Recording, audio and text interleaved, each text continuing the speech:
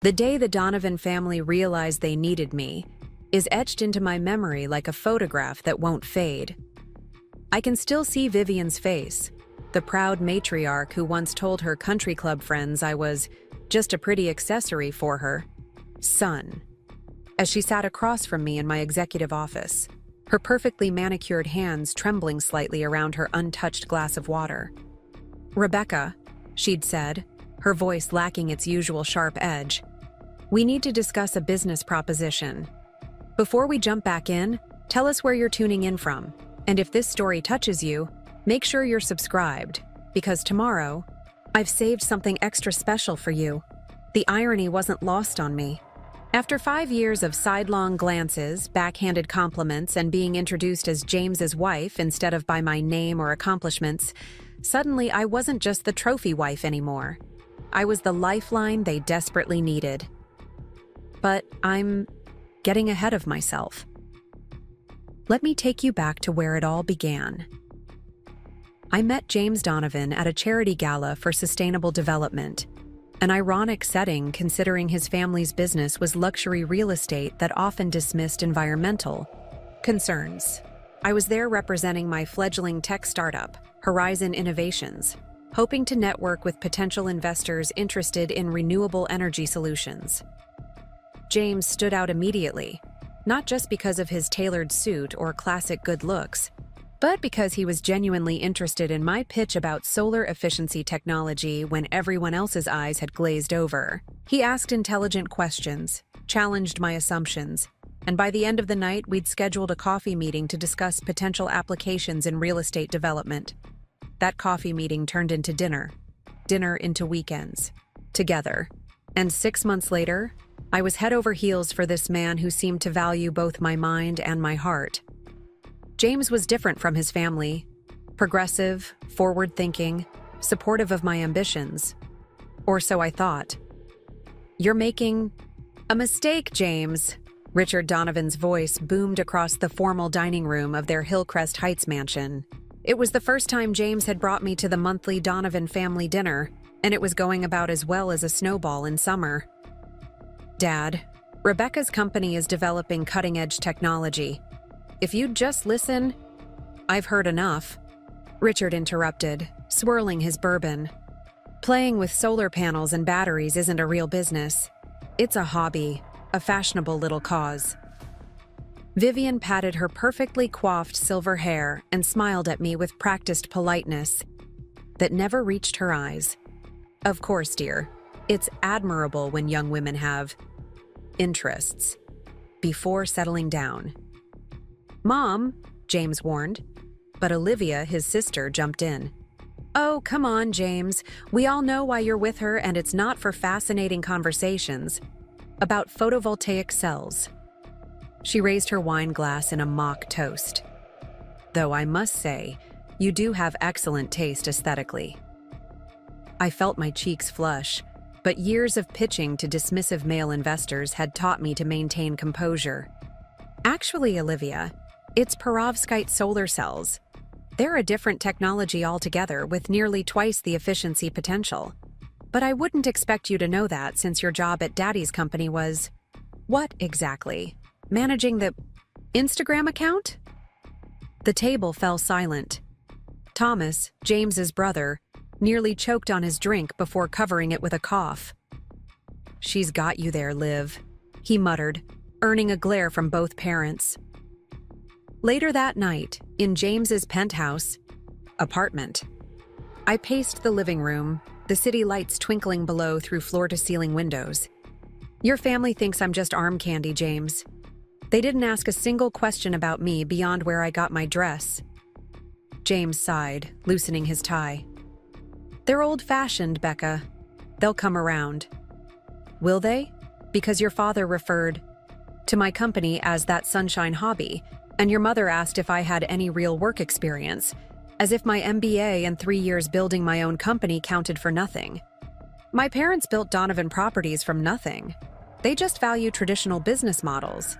Once they see how brilliant you are—" "No," I cut him off. "They need to respect me now, not when I prove myself worthy by their standards." "James, crossed the room, taking my hands in his. I love you, Becca. Not for how you look, though you're beautiful. I love your mind, your determination, your vision. Isn't that what matters? And if they never accept me? If they always see me as the pretty distraction who stole their son from the well-connected society girls they had picked out? James's expression grew serious. Then they'll have to learn to live with disappointment, because I'm not letting you go. I wanted to believe him. I truly did. 3 months later, James proposed. Not with the ostentatious diamond his mother had not so subtly suggested, but with a simple yet elegant ring that incorporated recycled gold, a nod to my environmental values. We planned a small, intimate ceremony at a local botanic garden. The Donovans had other ideas. Absolutely not, Vivian declared during an unwanted wedding planning ambush at their home. A Donovan doesn't get married in a, what did you call it? Casual garden party. We have a reputation to maintain. It's our wedding, I insisted. James and I want something meaningful, not a social showcase.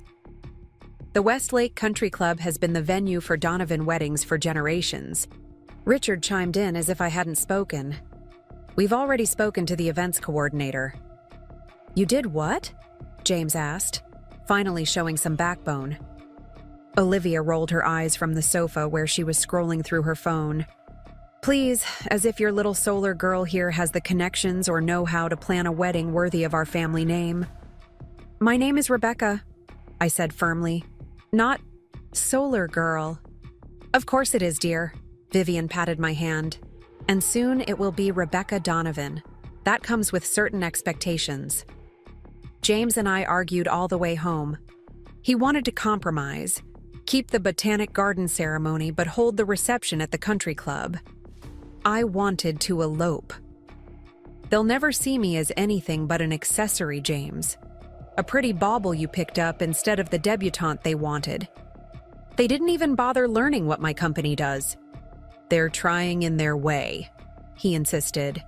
Dad asked if your company was publicly traded. Only so he could check if I was after your money, I exclaimed. As if I haven't been supporting myself since I was 18. 2 weeks of tense negotiations later, we reached a compromise, though it felt like surrender. Ceremony at the Botanic Garden, reception at the country club. I gained one victory. My company would install solar lighting along the garden paths as a showcase for our technology. At least some good would come from the day. The wedding itself was a blur of contradictions. The intimate, nature-focused ceremony I'd wanted, followed by a lavish reception that screamed Donovan from every crystal glass and floral arrangement. As we made our entrance at the country club, I overheard Vivian explaining to her friends, James has always had an eye for beauty, and she is quite decorative, isn't she? Of course, Horizon, whatever. It's called probably won't last another year, but she'll make such lovely grandbabies. My fingers tightened around James's arm, and he leaned down to whisper, Ignore her. This is our day. But it wasn't just our day. It was the beginning of a battle for respect that would last years. The first 6 months of marriage were a delicate balancing act. James worked at Donovan Properties, being groomed to eventually take over from his father. I poured everything into Horizon Innovations, working 14-hour days to secure our first major contract. When we did see each other, it was wonderful. We were partners, equals, supporting each other's dreams. Then came the Donovan Thanksgiving dinner.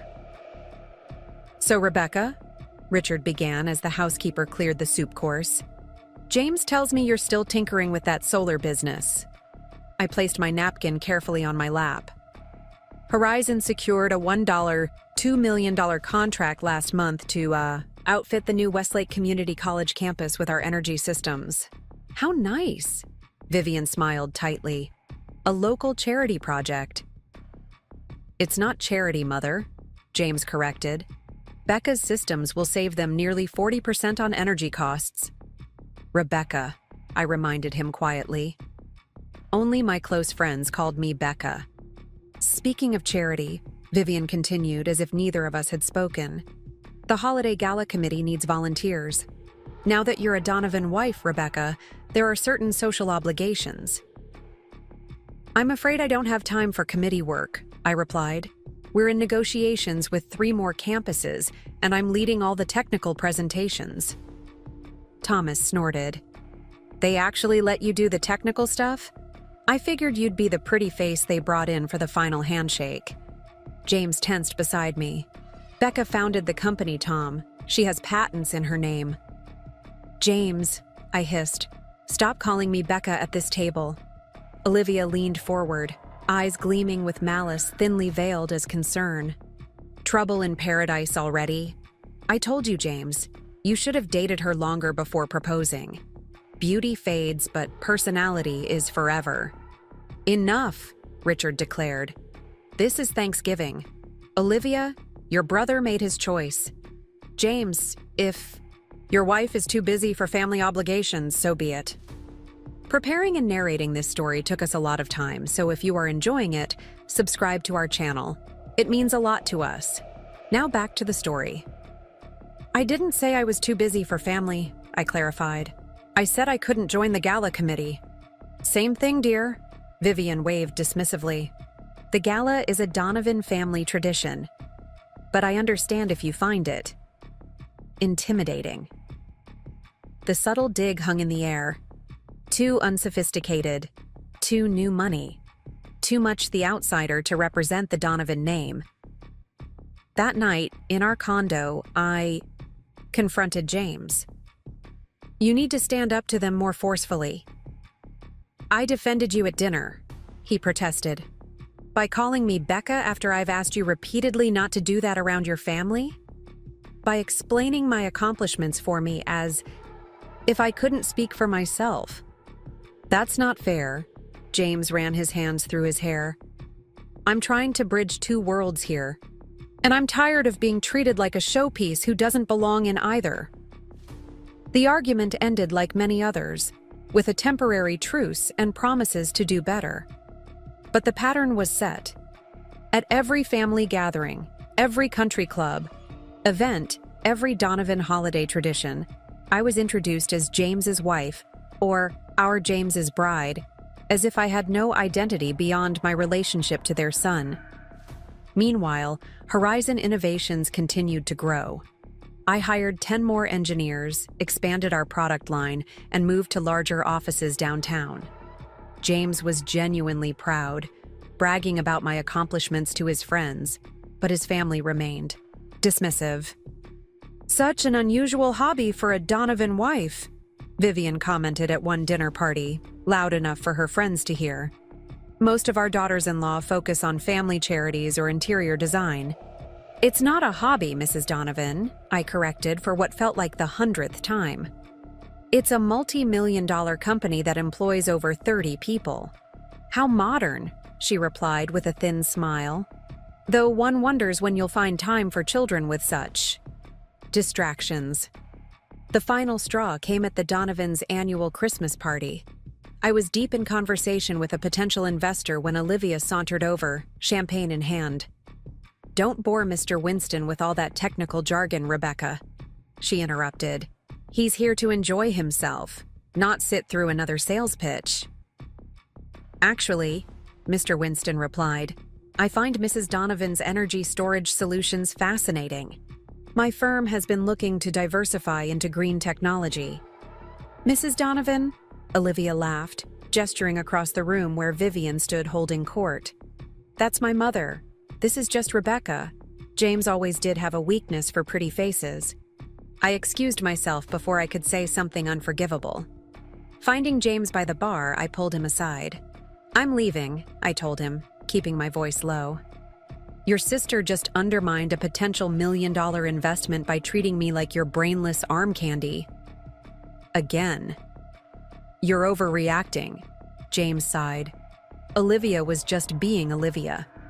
And you're just being a coward, I snapped instantly, regretting my words but too hurt to take them back. James's face hardened. That's not fair. I've supported you every step of the way. Support isn't just saying nice things when we're alone, James. It's standing up for me when your family treats me like I'm nothing but a trophy wife. They don't. Your mother introduced me to the mayor's wife as James's bride who plays with solar panels. Your father asked if I was still pretending to be a businesswoman. And not once did you correct them. They're my family, Rebecca. So am I hissed. Or at least I thought I was. The drive home was silent. Back at our condo, the argument exploded in full force. I cannot keep pretending that the way they treat me is okay. I paced our living room. I'm successful, James. My company is changing the world. Why can't they see that? They're from a different generation, James defended. My grandfather built this company during the Depression. They value security, tradition. They value appearances, I corrected. And apparently I don't fit their image of what a Donovan wife should be. What do you want me to do? James threw up his hands. Cut them off? That's my family. And I'm asking you to prioritize the family we're building together, to show them there are consequences for disrespecting your wife. They're not disrespecting you. They are, and the fact that you can't even see it. I trailed off, suddenly exhausted. I can't do this anymore, James. I can't keep fighting this battle alone. James's expression shifted from frustration to alarm. What are you saying? I'm saying you need to make a choice. Either we present a united front against their treatment of me or what? His voice was barely a whisper. Or we need to rethink this marriage. The ultimatum hung in the air between us, heavy and irreversible. James stared at me, conflict written across his face. I can't choose between you and my family, Rebecca. Don't ask me to. But I had asked, and his non-answer was answer enough. 2 days later, I moved into a hotel. A week after that, I signed a lease on a small apartment near my office. James and I agreed to a trial separation while we figured things out. In reality, there was only one thing to figure out: whether he would ever value our marriage enough to stand up to his family. The answer came 3 weeks later when divorce papers arrived by courier, initiated by James, not me. The attached note was brief. I'm sorry, but I can't turn my back on my family legacy. At the bottom, almost as an afterthought, you'll do amazing things, Becca. You don't need the Donovan name to succeed. He was right about one thing. I didn't need their name. And I would do amazing things, starting with building my company into something that would make the mighty Donovans look small by comparison. 3 years passed in a flurry of spreadsheets, investor meetings, and late nights at my downtown office. The initial sting of the divorce had faded, replaced by a calm determination that fueled 18-hour workdays and relentless innovation. My small apartment became little more than a place to shower and occasionally sleep, while Horizon Innovations grew from a promising startup into a force to be reckoned with in the renewable energy sector. The morning I signed the lease on the Harbor View Tower for our new headquarters, I stood alone by the wall-to-wall windows, gazing at the skyline I was slowly reshaping. The Donovan Properties building was visible in the distance, a gleaming monument to old money and traditional power. Our new offices would be smaller, but the view was better. There was a certain poetry in that. Should I order champagne? Maya asked, joining me at the window.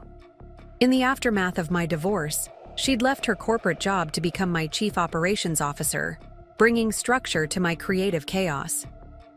Maybe when we hit $50 million, I replied, not taking my eyes off the horizon. Maya nudged my shoulder. Rebecca Mitchell, you just secured the largest contract in company history, signed a lease on prime downtown real estate, and made Forbes' 40 Under 40 list. If that doesn't deserve champagne, what does? I finally turned to her, managing a small smile. Fine, but make it the good stuff. Already had Daniel put a bottle on ice, she grinned, referring to our brilliant head engineer who had followed me from my first tiny office space. He's rallying the troops in the conference room. As we walked through the current offices, soon to be our old offices, I couldn't help but marvel at how far we'd come. 30 employees had become 120. One patent had multiplied into 17. The struggling startup was now Horizon Innovations, Inc., a rising star in sustainable technology with contracts spanning 3 states.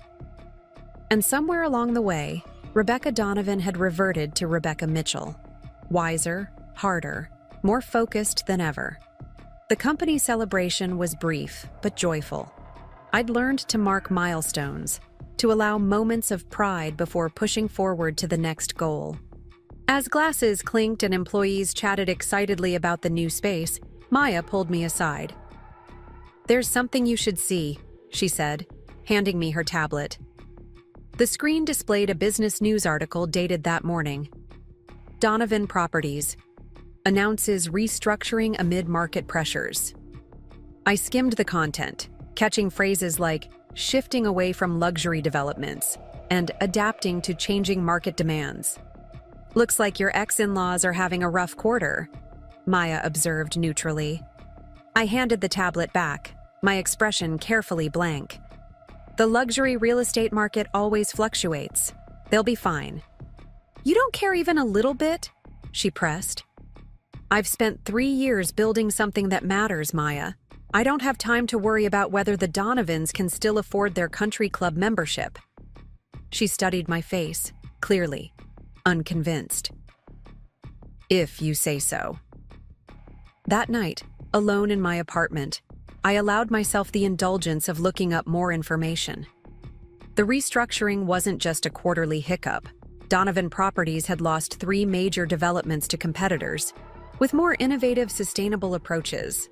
Investors were pulling back, questioning whether the old guard company could adapt to changing consumer preferences for eco-friendly luxury. I closed my laptop, refusing to feel the satisfaction tugging at the corners of my mind. Success was my focus, not revenge. Yet as I drifted to sleep, I couldn't help but wonder if Vivian Donovan still referred to renewable energy as a fashionable little cause.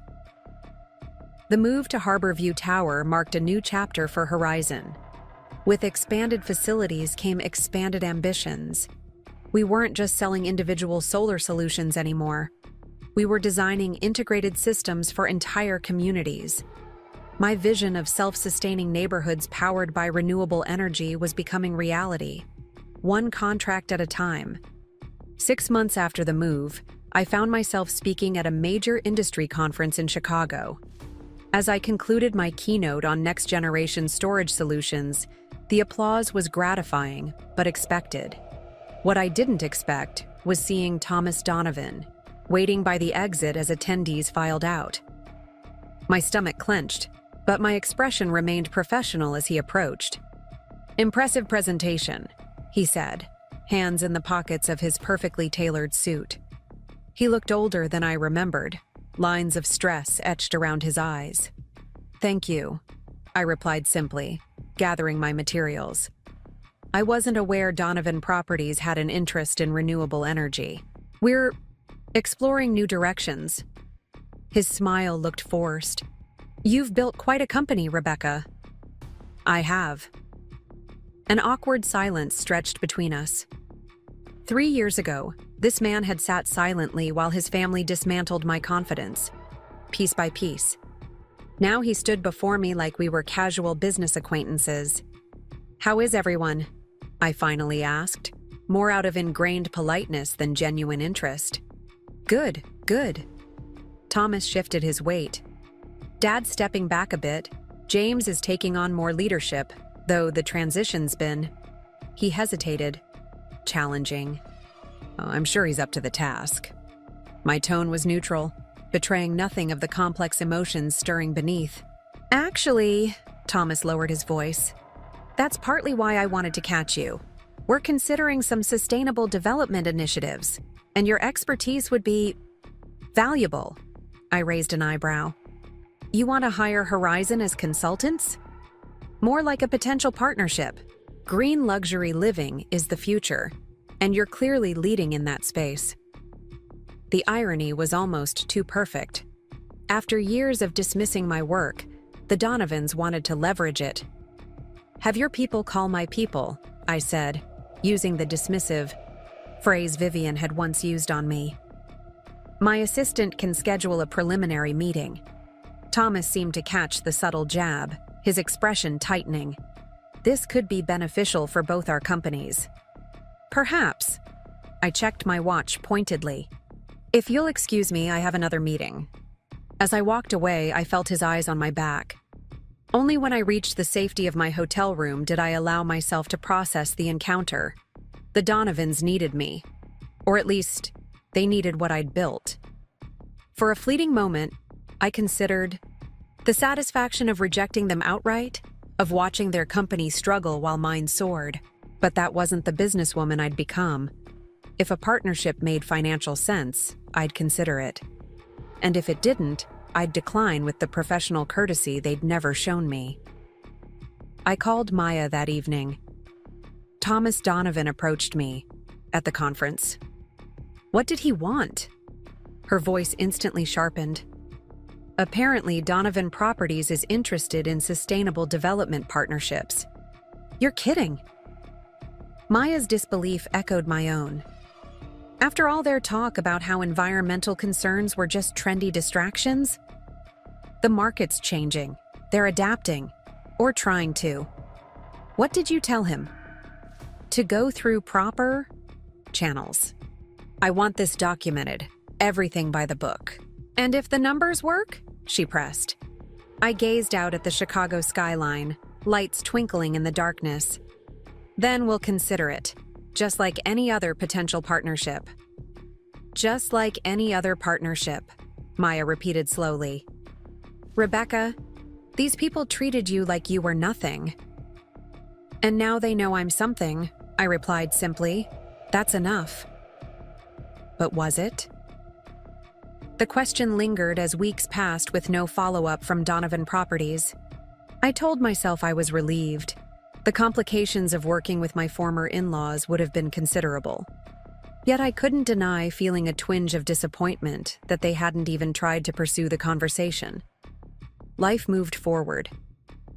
Horizon secured 2 more major contracts, launched a new residential battery system, and expanded into the Southwest market. I dated occasionally. Nothing serious, just enough to remind myself I was more than my company. The board began discussions about going public, a prospect that both excited and terrified me. Then, on a rainy Tuesday morning, my assistant's voice crackled through the intercom. Ms. Mitchell, there's a James Donovan here to see you. He doesn't have an appointment. The pen I'd been holding clattered to the desktop. 4 years of carefully constructed barriers threatened to crumble at the mere mention of his name. Tell him I'm in meetings all day, I replied, proud of how steady my voice sounded. He says it's urgent, something about a proposal that can't wait. I closed my eyes, centering myself. Give me 5 minutes, then send him in. Those 5 minutes were spent staring out the window at the rain-slicked city below, pulling my professional armor tight around me. When the door finally opened, I was seated behind my desk, posture perfect, expression neutral. James looked both familiar and foreign, the same warm eyes and strong jaw, but with new lines of responsibility etched into his features. He'd lost weight, and the confident stride I remembered had been replaced by something more measured. Rebecca, he began, standing awkwardly just inside the doorway. Thank you for seeing me. What can I do for Donovan Properties today? I kept my tone businesslike, gesturing to the chair across from my desk. He sat, clearly noting the deliberate distance I'd established. You look well, successful. I am both, I confirmed. But I doubt you came here to comment on my appearance. He winced slightly. Direct as ever. I've missed that. James, I sighed. Why are you here? Thomas mentioned something about a partnership at that conference months ago. but we never heard anything further. James ran a hand through his hair. A nervous habit I remembered well. That wasn't my decision. Dad wanted to explore other options first. And now? Now we're ready to discuss a formal proposal. He placed a sleek folder on my desk. Donovan Green Estates. Luxury living with zero carbon footprint. I didn't touch the folder. And you need Horizon's technology to make that happen. We need your expertise, your vision, he corrected. Nobody understands sustainable systems like you do. There are other companies in this space, I pointed out. None with your track record. James leaned forward. This could be revolutionary, Rebecca. The first truly sustainable luxury community in the region. Why should I partner with Donovan Properties? Your father made his opinion of my hobby very clear. James had the grace to look ashamed. Things have changed. The company has changed. Has it? I raised an eyebrow. Or are you just following market trends because your traditional model is failing? His silence was answer enough. That's what I thought. I finally pulled the folder toward me, opening it to scan the contents. The proposal was actually impressive. Ambitious scope, decent preliminary designs, substantial investment. I'll have my team review this and get back to you in 2 weeks. 2 weeks? James frowned. We were hoping for a faster response. The market is my company, my timeline. I cut him off coolly. 2 weeks is expedited by our standards. Most potential partners wait a month for preliminary review. He stood, clearly frustrated but trying not to show it. Of course. Thank you for your consideration. At the door, he paused, turning back with an expression I couldn't quite read. For what it's worth, I was wrong, Rebecca. About everything. You've built something extraordinary here. The admission caught me off guard. For a dangerous moment, I felt the wall around my heart crack. 2 weeks, I repeated, keeping my voice steady. My assistant will show you out. After he left, I sat motionless, staring at the Donovan proposal without really seeing it. The irony wasn't lost on me. The family that had belittled my ambitions now needed those same ambitions to save their floundering business. By all rights, I should be savoring this moment of vindication. Instead, I felt hollow. The satisfaction I'd imagined feeling in this scenario was nowhere to be found. Maya found me still at my desk hours later, the proposal untouched since my initial scan. So, she said without preamble, your ex-husband waltzed in here after 4 years to ask for your help saving the family business. That's some cosmic karma. I managed a wry smile. Something like that. Want me to shred the proposal? I'll film it for posterity. No, I shook my head. Have the team review it properly. If it makes business sense, we'll consider it. Maya perched on the edge of my desk, studying me with concern. And if it's a borderline case? Then we'll negotiate better terms, I replied pragmatically. This is business, Maya, not personal. Bull, she said bluntly. It's both and you know it. She was right, of course. The prospect of working with the Donovans again, of proving my worth in the most tangible way possible, carried emotional weight no other partnership could match. But I'd learned to separate feelings from finances, to make decisions based on data rather than desire. Have the team treat it like any other proposal, I insisted. No special treatment either way. Fine, Maya conceded. But for the record, I'm prepared to hate every minute of working with these people. Noted, I smiled. Now let's get back to the Madison contract. We have actual paying clients to focus on. The next 2 weeks passed in a blur of normal business operations. If I checked on the progress of the Donovan review more frequently than usual, nobody commented on it. The preliminary assessment was promising, Their location and design philosophy paired well with our technology, and the profit projections were solid. Bottom line, Daniel explained during our executive review, it's a good fit technically. Their architectural plans actually incorporate our systems elegantly, and the scale would let us showcase our integrated community approach. The financials work too, added our CFO. They're offering fair compensation, and the publicity would be valuable as we consider the IPO. Maya remained skeptical. Sure, it looks good on paper, but can we trust them? What if this is just them using our reputation to boost their struggling brand, then discarding us once they're stable again? It was a valid concern.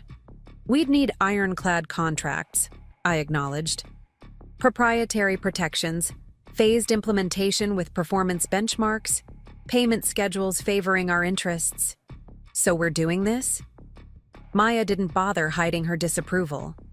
I tapped my pen against the conference table, weighing the decision. We're proposing our terms.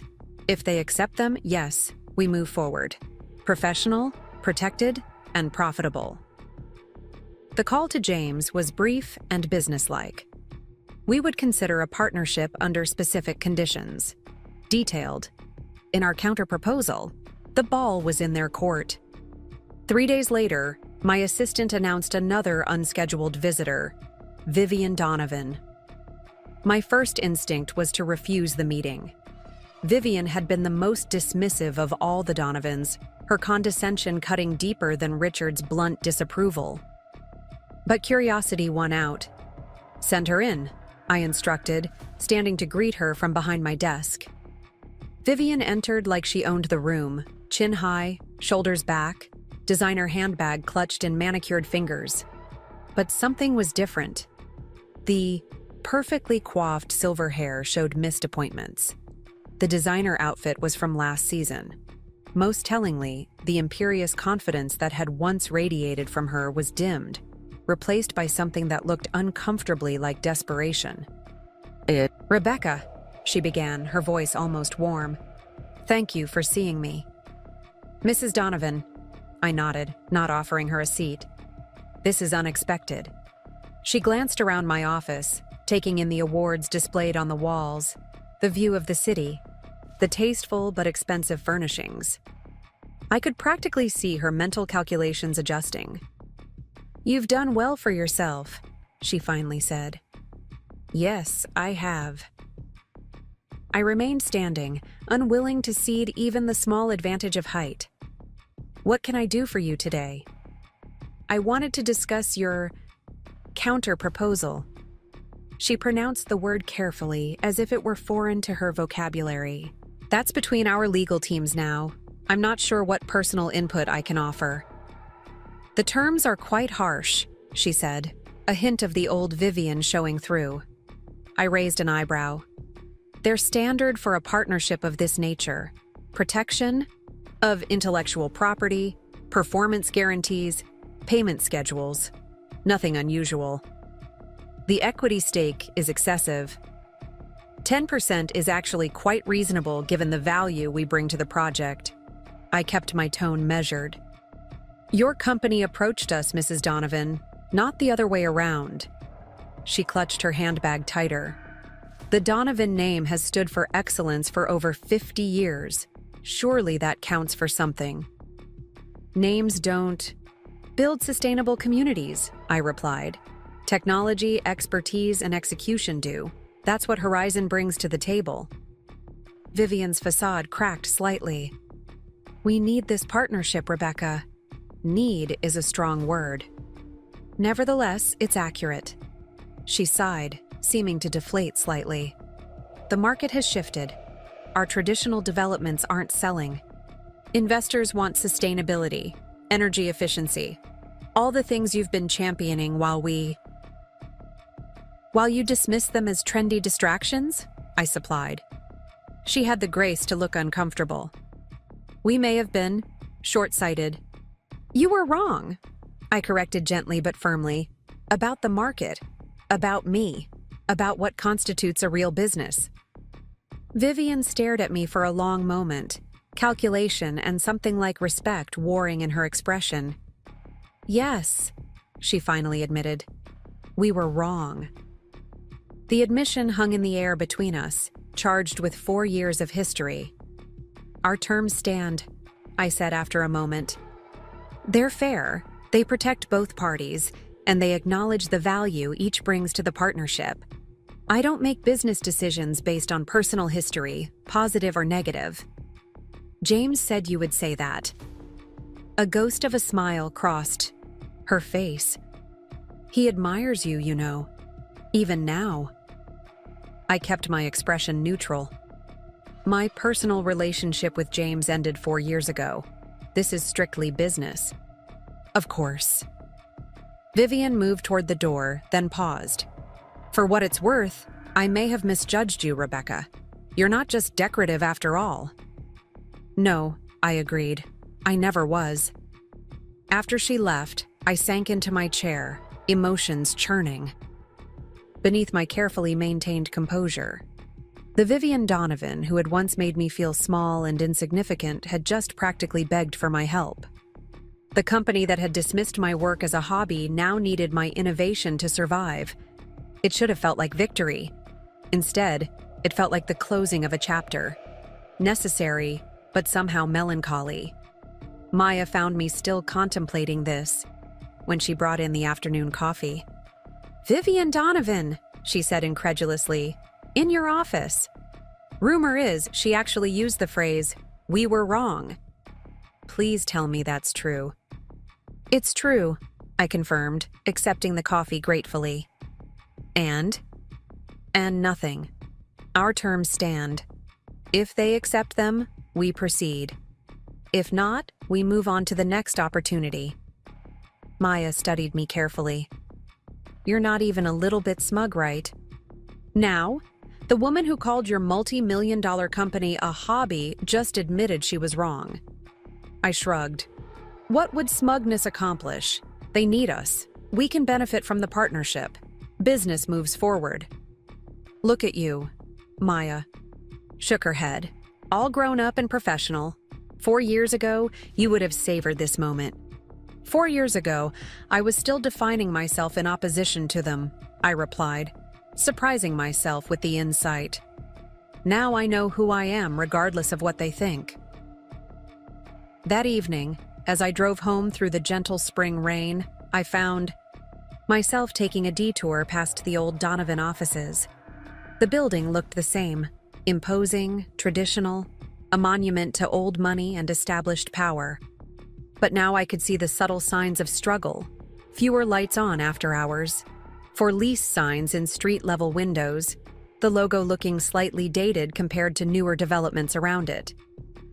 I felt no joy in their difficulties, only a quiet acknowledgement that time moves forward, markets evolve, and those who fail to adapt fall behind.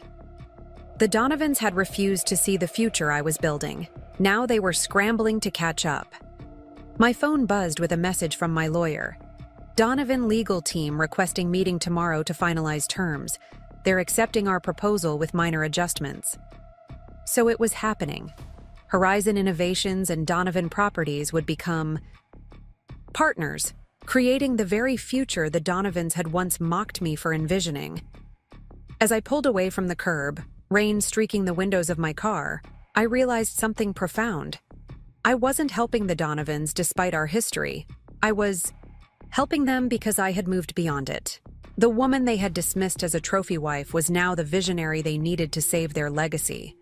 Life, it seemed, had come full circle. But this time, I was the one driving. The first joint project meeting between Horizon Innovations and Donovan Properties was held in our conference room, a deliberate choice that set the tone for the partnership. I arrived early, reviewing the presentation materials with Daniel and our design team, while Maya arranged the seating chart with strategic precision. Horizon executives on one side, Donovan's on the other, with me at the head of the table.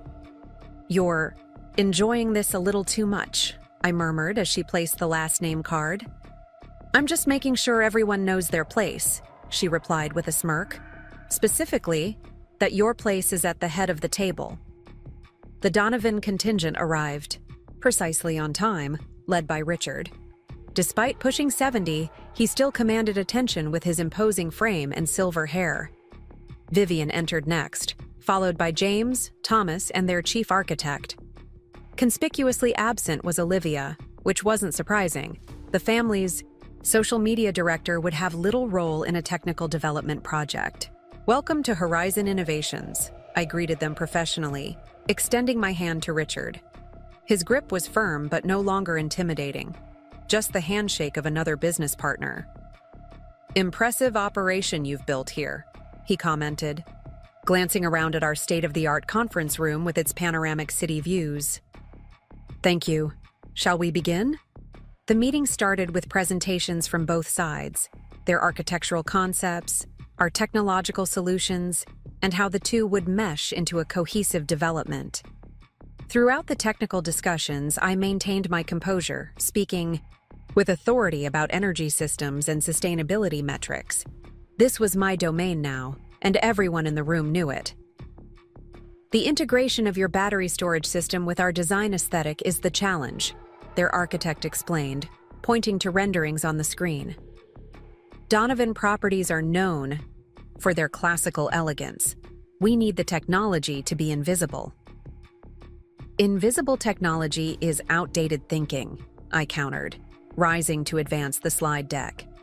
"Today's luxury buyer wants to see the sustainability features.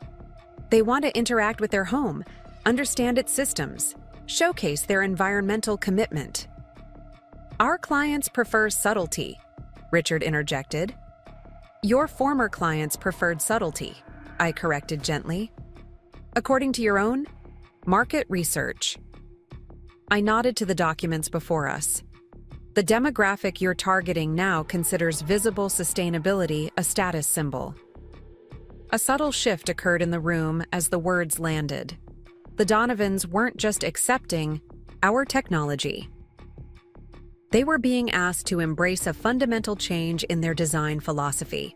James leaned forward, surprising me by supporting my position. "Rebecca's right. The focus groups were clear. They want to see the solar arrays.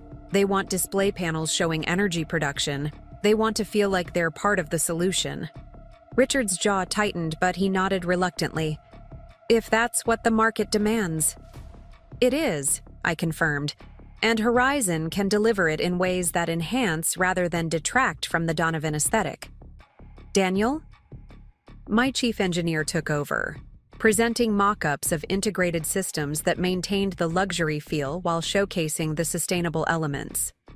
The tension eased as technical details took center stage, allowing everyone to retreat to the comfort of professional discussion.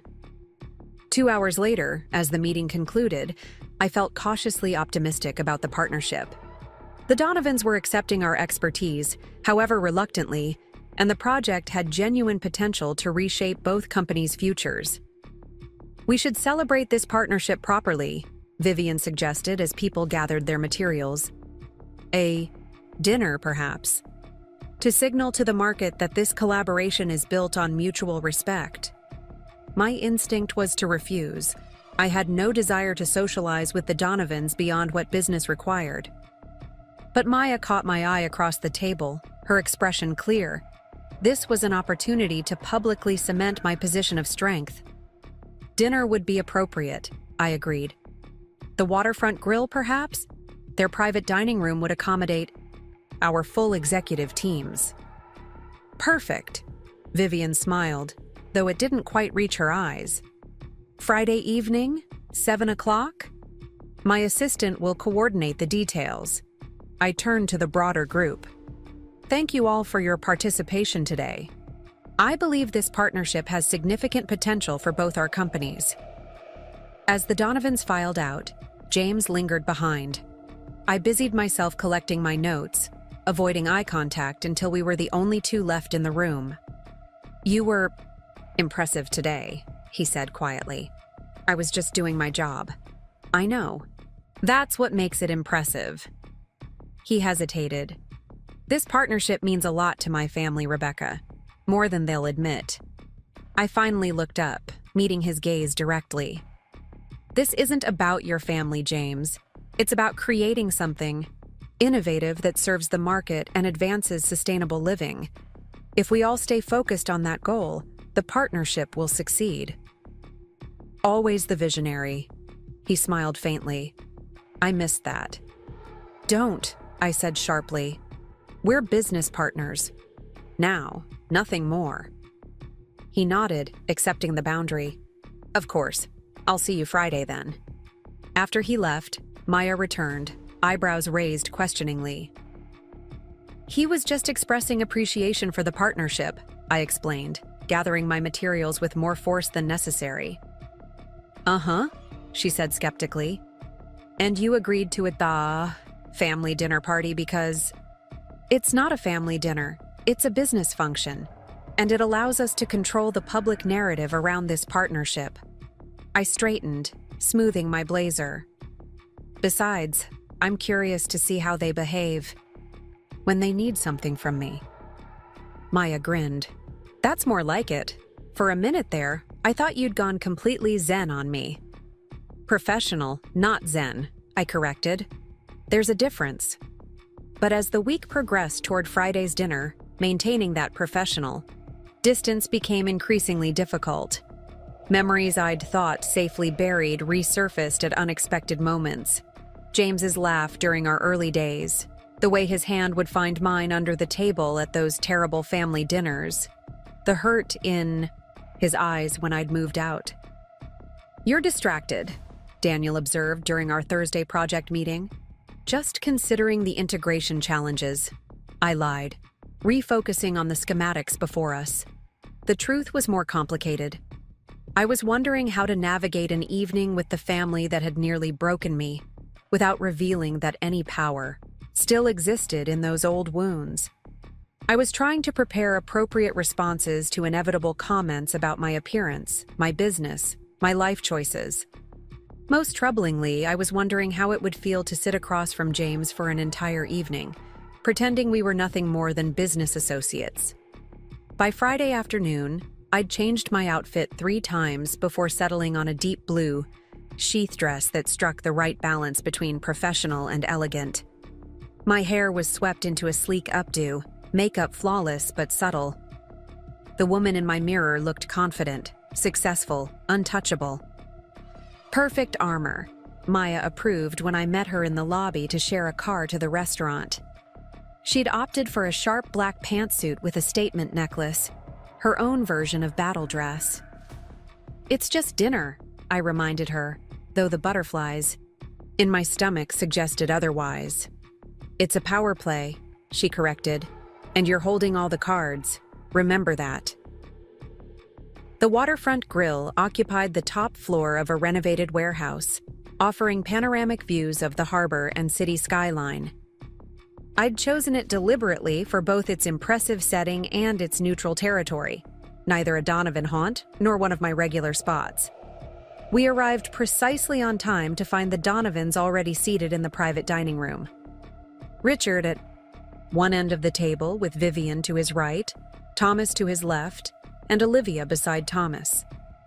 James sat opposite his mother, leaving spaces clearly intended for Maya and me. Rebecca? How lovely! Vivian rose, air kissing near my cheek. And Maya, isn't it? So good of you to join us. I wouldn't miss it, Maya replied with a smile that didn't reach her eyes. I took the seat beside James, leaving Maya to buffer me from Olivia. The strategic positioning wasn't lost on anyone at the table. I took the liberty of ordering champagne, Richard announced as a waiter appeared with an ice bucket. To new beginnings. The cork popped, glasses were filled, and Richard raised his in a toast. To a partnership that combines Donovan tradition with Horizon innovation. To success on all fronts, I added, clinking my glass against his.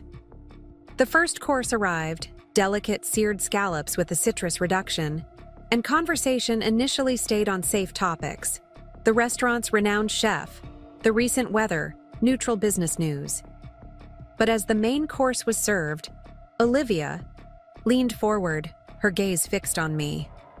So, Rebecca, she began, her tone deceptively light. Do you ever miss being a Donovan? The connections must have been useful in building your little company. Maya stiffened beside me, but I kept my expression. Pleasant. Horizon's success is based on innovation and execution, not connections. But how is your Instagram work going, Olivia? Still managing the family accounts? Her smile tightened. Actually, I've moved into investor relations. Someone needs to reassure our financial partners about this new direction. A challenging role, I acknowledged, especially when the market is shifting so dramatically. Speaking of markets, Thomas interjected, clearly trying to diffuse the tension. The early response to our partnership announcement has been overwhelmingly positive. Donovan's stock is up 12%. Horizon's is up 17%, Maya added with a sweet smile. Richard cleared his throat. The important thing is that both companies benefit. This collaboration brings together the best of both worlds, Donovan's established luxury reputation and Horizon's cutting-edge technology. Though some might say we're being forced into this new direction, Olivia muttered just loudly enough to be heard. Nobody forced anything, James said sharply. The market evolved and we failed to adapt quickly enough. Rebecca saw where things were heading years ago. An uncomfortable silence fell over the table at this acknowledgement of our shared history. Vivian, ever the social strategist, rushed to fill it. Rebecca, I've been meaning to ask. Your energy monitoring displays are so elegant. Who's your designer? Perhaps we could incorporate similar aesthetics into the development's common areas. The conversation shifted to safer ground, design elements, technical specifications, marketing strategies. I participated fully, but maintained a careful emotional distance, treating each question and comment as I would in any business dinner. As dessert was served, Richard leaned back, swirling his brandy. I've been thinking about the project's name. Donovan Green Estates doesn't quite capture the collaboration. It doesn't, I agreed. It suggests Horizon is merely a vendor rather than a true partner. What would you propose? He asked, his tone genuinely curious. I considered for a moment. Horizon Haven.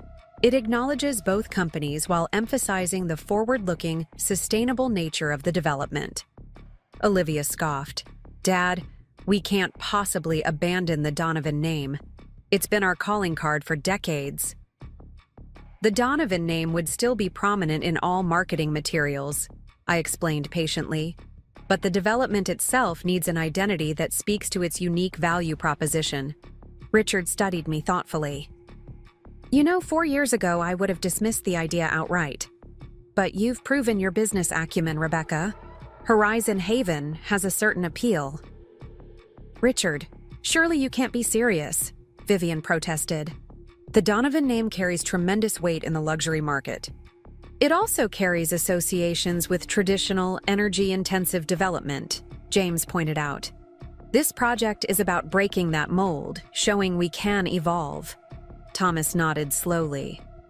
Marketing research indicates buyers under 45 respond more positively to names emphasizing sustainability than to established luxury brands. So we just throw away 50 years of brand equity? Olivia's voice rose slightly.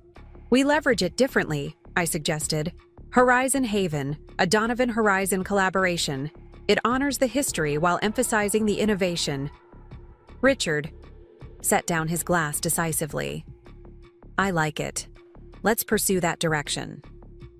The look Vivian shot me combined disbelief and grudging respect. In one dinner conversation, I'd managed to reshape their flagship project's identity, something that would have been unthinkable during my time as James's wife. As the evening wound down, conversation fragmented into smaller discussions. I found myself momentarily alone with James as others gathered their belongings. I meant what I said earlier, he said quietly. You saw where the market was heading. Long before any of us, if we'd listened to you years ago. You didn't, I replied simply. But now you are. That's progress. Is it strange, working with us after everything? I considered the question seriously. It's not strange. It's ironic, perhaps. But business transcends personal history. Does it? His gaze was searching, making me uncomfortably aware of our shared past. Sometimes I wonder if anything truly transcends personal history. Before I could respond, Maya appeared at my elbow. Ready when you are, Rebecca. Early meeting tomorrow. The moment broken, I nodded gratefully. Yes, we should go. Thank you. All for a productive evening. Goodbyes were exchanged with professional courtesy. As Maya and I stepped into the elevator, I exhaled slowly, releasing tension I hadn't realized I was holding. Well, Maya said once the doors closed, that was educational. How so? I've never actually watched someone completely reverse the power dynamic in a family simply by suggesting a name change. She grinned. Richard Donovan defending your idea against his wife and daughter? Priceless. I smiled faintly. It was a good business suggestion, that's all. Bull, Maya said bluntly as we exited into the cool night air. It was you claiming space they never would have given you before. And we both know it. She was right, though I was reluctant to admit it. The dinner had been more than a business function. It had been a recalibration of relationships, a subtle but definitive statement that the balance of power had shifted. The next morning, an email from Richard confirmed the project would indeed be named Horizon Haven, with the tagline, A Donovan Horizon Collaboration. The triumph I felt was thoroughly professional, I told myself. Nothing personal about it at all. The partnership progressed rapidly over the following weeks. Architects and engineers from both companies worked side by side, combining Donovan's luxury aesthetics with Horizon's sustainable technology. I insisted on complete transparency, all meetings documented, all decisions recorded, all communications archived. There would be no misunderstandings, no opportunities for the Donovans to claim credit for Horizon innovations. 6 weeks after the partnership began, ground was broken on the Horizon Haven development. The ceremony was meticulously planned. Equal representation from both companies, carefully crafted speeches, strategic photo opportunities. I stood shoulder to shoulder with Richard for the ceremonial turning of dirt, both of us smiling for cameras that would distribute the images to business and real estate publications nationwide. Quite a moment, Richard commented as we moved away from the photographers. First Donovan development not to bear our name prominently, but potentially the most significant for your company's future, I reminded him. He nodded slowly. No, when James first brought you home, I thought you were just another pretty face he'd fallen for. Clearly, I misjudged you. Clearly, I agreed, not bothering to hide the edge in my voice. Would it help if I said I was wrong? His directness surprised me. Would you mean it? Or are you just saying what you think I want to hear? Richard actually chuckled. Still direct as ever? Yes, I'd mean it. You've built something remarkable. With Horizon. Something I should have recognized the potential for years ago. Before I could respond, we were swept into different conversations. The moment of unexpected candor lost in the bustle of the event. But his words lingered, prompting a question I'd been avoiding. If the Donovans finally recognized my worth, did it actually matter to me anymore? The groundbreaking celebration continued at a nearby hotel ballroom, where investors, media, and local officials mingled over champagne and canapes. I circulated professionally, discussing technical specifications with some groups, broader sustainability, vision with others. This was what success looked like. Not vindication from the Donovans, but recognition from the industry as a whole. You're the talk of the event, Maya observed, joining me near the windows. The visionary behind Horizon. Haven, I've heard your name mentioned with actual reverence. Enjoying my moment of glory? I smiled. Absolutely. Especially watching Vivian try to horn in on interviews only to be sidelined for more quotes from you. I glanced across the room where Vivian was indeed hovering near a reporter who was taking notes from James instead. That's not necessary. Maya. No, but it's satisfying, she admitted unapologetically. After how they treated you. That was 4 years ago, I reminded her. This is now. Fine, be the bigger person. Maya sighed dramatically. Though you should know, Olivia's been making comments to investors about how this partnership was James's idea all along. My calm slipped slightly. Has she? Don't worry, I've been subtly correcting the record, Maya assured me. Complete. With documentation of Thomas approaching you at that conference. Thank you, I said sincerely. History gets written by the most consistent narrator. Exactly. And we're not letting them rewrite this particular story. As the evening progressed, I found myself in conversation with a prominent architectural magazine editor who was particularly interested in the project's origin. It's fascinating, she commented. The merging of old luxury with new sustainability. Whose brainchild was this collaboration? Before I could answer, Vivian appeared at my elbow. Our companies have complementary strengths, she said smoothly. Richard and I have always valued innovation. The editor looked between us clearly, sensing a story. Mrs. Donovan, I understand Rebecca was once married to your son? That must add an interesting dynamic to the partnership. Vivian's smile tightened almost imperceptibly. Ancient history. We all recognize that business transcends personal matters. Though some personal insight helped shape the project, I added pleasantly. Having seen Donovan properties from the inside gave me a unique perspective on how to integrate our technologies with their aesthetic. The editor's eyes lit with interest. So you brought your experience as both an insider and outsider to the table? Fascinating angle. Rebecca has certainly brought a fresh perspective, Vivian acknowledged, her tone carefully measured, though the Donovan commitment to excellence remains the foundation of the project. Excellence in traditional luxury, I clarified, while Horizon contributes excellence in sustainable innovation. It's truly a marriage of complementary strengths. The deliberate word choice, marriage, hung in the air between us. Vivian's smile remained fixed, but her eyes narrowed slightly. Indeed, she said after a moment. Now, if you'll excuse me, I see the mayor has arrived. As she moved away, the editor leaned closer. I sense there's more to that story than either of you is telling. I smiled diplomatically. Every successful partnership has its complexities. What matters is the result. In this case, a development that will redefine luxury living for the sustainable age. The editor nodded, though her expression suggested she wasn't entirely satisfied with the deflection. I'd love to do a more in-depth piece on you personally, Rebecca. From Donovan wife to Donovan savior, compelling narrative. I prefer strategic business partner, I corrected firmly. And while I appreciate the interest, I'd rather the focus remain on the technology and design. Later, as the event wound down, I found a quiet moment alone on the hotel terrace, taking a break from the constant networking.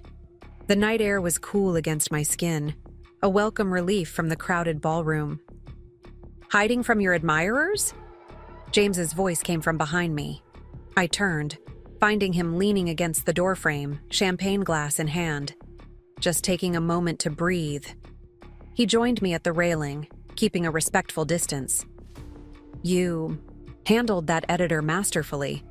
Vivian was ready to eviscerate her for bringing up our history. It was a legitimate question from a journalistic perspective, I shrugged. The personal connection adds human interest to what might otherwise be a dry business story. Is that all it is to you now? A dry business story? I studied his profile in the dim terrace lighting. What else would it be, James? He turned to face me fully. I don't know. Redemption, vindication, a chance to prove my family wrong about you? I already proved them wrong, I replied quietly. I did that the day Horizon became profitable without a Donovan dollar or connection. Everything since then has just been confirmation. And us? What was that? The directness of the question caught me off guard. There is no us, James. There's you, there's me, and there's a business partnership between our companies. That's it? 4 years of marriage just erased? You erased it, I reminded him, an unexpected edge creeping into my voice. When you chose your family over our future. When you sent divorce papers because I wouldn't be the complacent, decorative wife they wanted. He winced. I made a mistake. Yes, you did. And I built a life despite it, not because of it. I set down my glass, suddenly needing to end this conversation. This partnership isn't about our past, James. It's about creating something innovative and worthwhile. Let's keep it that way. As I turned to leave, he spoke again, his voice barely audible. I still think about what might have been. If I'd been braver. I paused, not turning back. So do I sometimes. But thinking about it doesn't change anything. I walked away then, back into the bright lights and professional smiles of the ballroom, leaving the past and James in the shadows behind me. The next morning, my phone buzzed with a text from Maya. Have you seen the business journal? I hadn't. Pulling up the digital edition, I found an article about the groundbreaking prominently displayed on the front page. The headline read, Horizon Haven, How Rebecca Mitchell's Vision is Reshaping Donovan Dynasty. The photo showed me center frame at the groundbreaking, flanked by Richard and James, all of us holding ceremonial shovels. But it was the caption that caught my eye. Horizon Innovations founder Rebecca Mitchell, Center, leads groundbreaking with Donovan Properties executives.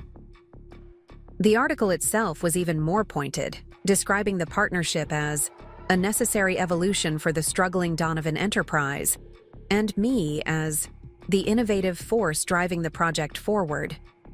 It mentioned our previous marriage only in passing, focusing instead on how Donovan Properties had finally embraced Mitchell's long-advocated sustainable approach. My phone rang almost immediately. It was Richard Donovan. I assume you've seen the business journal, he said without preamble. Just now, I confirmed, keeping my tone neutral. This isn't the narrative we agreed on, he continued, anger evident in his voice. The press release clearly stated this was a collaborative effort between equal partners. I don't control what journalists write, Richard, but you influence it. That reporter quoted you directly about Donovan Properties finally catching up to the market. I frowned, scanning the article again. The quote was accurate. I had said something similar during a general media scrum, though not in the dismissive tone the article implied. The quote is taken somewhat out of context, I acknowledged, but the facts aren't wrong. Donovan Properties did resist sustainable development until market pressures made it necessary. We're supposed to be partners, Richard's voice hardened. This makes us look like we're riding your coattails. At the moment you are, I replied honestly. That's why you approached Horizon in the first place. The market values what we bring to the table right now. That doesn't diminish the Donovan contribution to the project. A tense silence followed. Finally, Richard spoke again, his tone carefully controlled. I expect this to be addressed at the next press opportunity. A united front, equal partnership. Can I count on that? Absolutely, I assured him. The success of Horizon Haven depends on both our company's strengths. That's always been my position. After hanging up, I sat back in my chair, contemplating the article again. Part of me, a small, vindictive part I wasn't particularly proud of, felt satisfaction at seeing the Donovans portrayed as following my lead. But the larger part recognized that a successful partnership required mutual respect, even if that respect had been hard-won. I called the PR team, instructing them to emphasize the collaborative nature of the project in all future communications. The partnership was too valuable to sacrifice for momentary ego gratification, even if that gratification was richly deserved. As I prepared for the day's meetings, I realized something had shifted within me. The need to prove myself to the Donovans to make them acknowledge their misjudgment, was fading.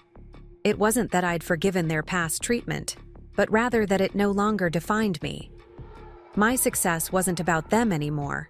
It was about the vision I'd always believed in. The trophy wife they had dismissed was now the business leader they needed. And somehow that fact alone was vindication enough. 3 months into the Horizon Haven project, warning signs began to appear. First came small delays, materials arriving late, permit applications stalling, subcontractors missing deadlines. Each issue was minor in isolation, but together, they created a concerning pattern. "Something's off," I told Maya during our weekly project review. "The Donovan team keeps blaming external factors, but these aren't normal construction hiccups." Maya scrolled through the latest progress report on her tablet. "We're already 2 weeks behind schedule, and the budget variance is creeping up." I tapped my pen against the conference table, considering the implications. Pull together a complete financial analysis of the project to date. Every invoice, every change order, every contingency allocation. I want to see exactly where the money is flowing. "You think they're mismanaging funds?" Maya asked, eyebrows raised. "I think I need data before making any accusations," I replied carefully. "But my instincts are telling me there's more happening than what we're being told." The following morning, Daniel requested an urgent meeting. He arrived in my office with rolled blueprints and a troubled expression. "The materials they're ordering for the energy management systems," he began without preamble, spreading the plans across my desk. "They're not what we specified." I leaned forward, examining the documentation. "These are cheaper components, lower efficiency, shorter lifespan." "Exactly," Daniel confirmed. "They claim it's a supply chain issue with our preferred vendors. But I checked. There's no backlog. They could get the right components within the standard lead time." "They're cutting corners," I said flatly, "trying to save money at the expense of quality." "It violates our contract specifications," Daniel pointed out. "The energy efficiency ratings we promised buyers won't be achievable with these substitutions." I straightened, a cold anger settling in my chest. "Document everything. I'll address this directly with Richard." The confrontation took place in Richard's office that afternoon. My territory would have given me too much of an advantage, and I wanted this resolved, not escalated. The Donovan headquarters remained as I remembered. Traditional dark wood, leather furniture, oil paintings of previous generations watching from the walls. A temple to the past in a rapidly changing present.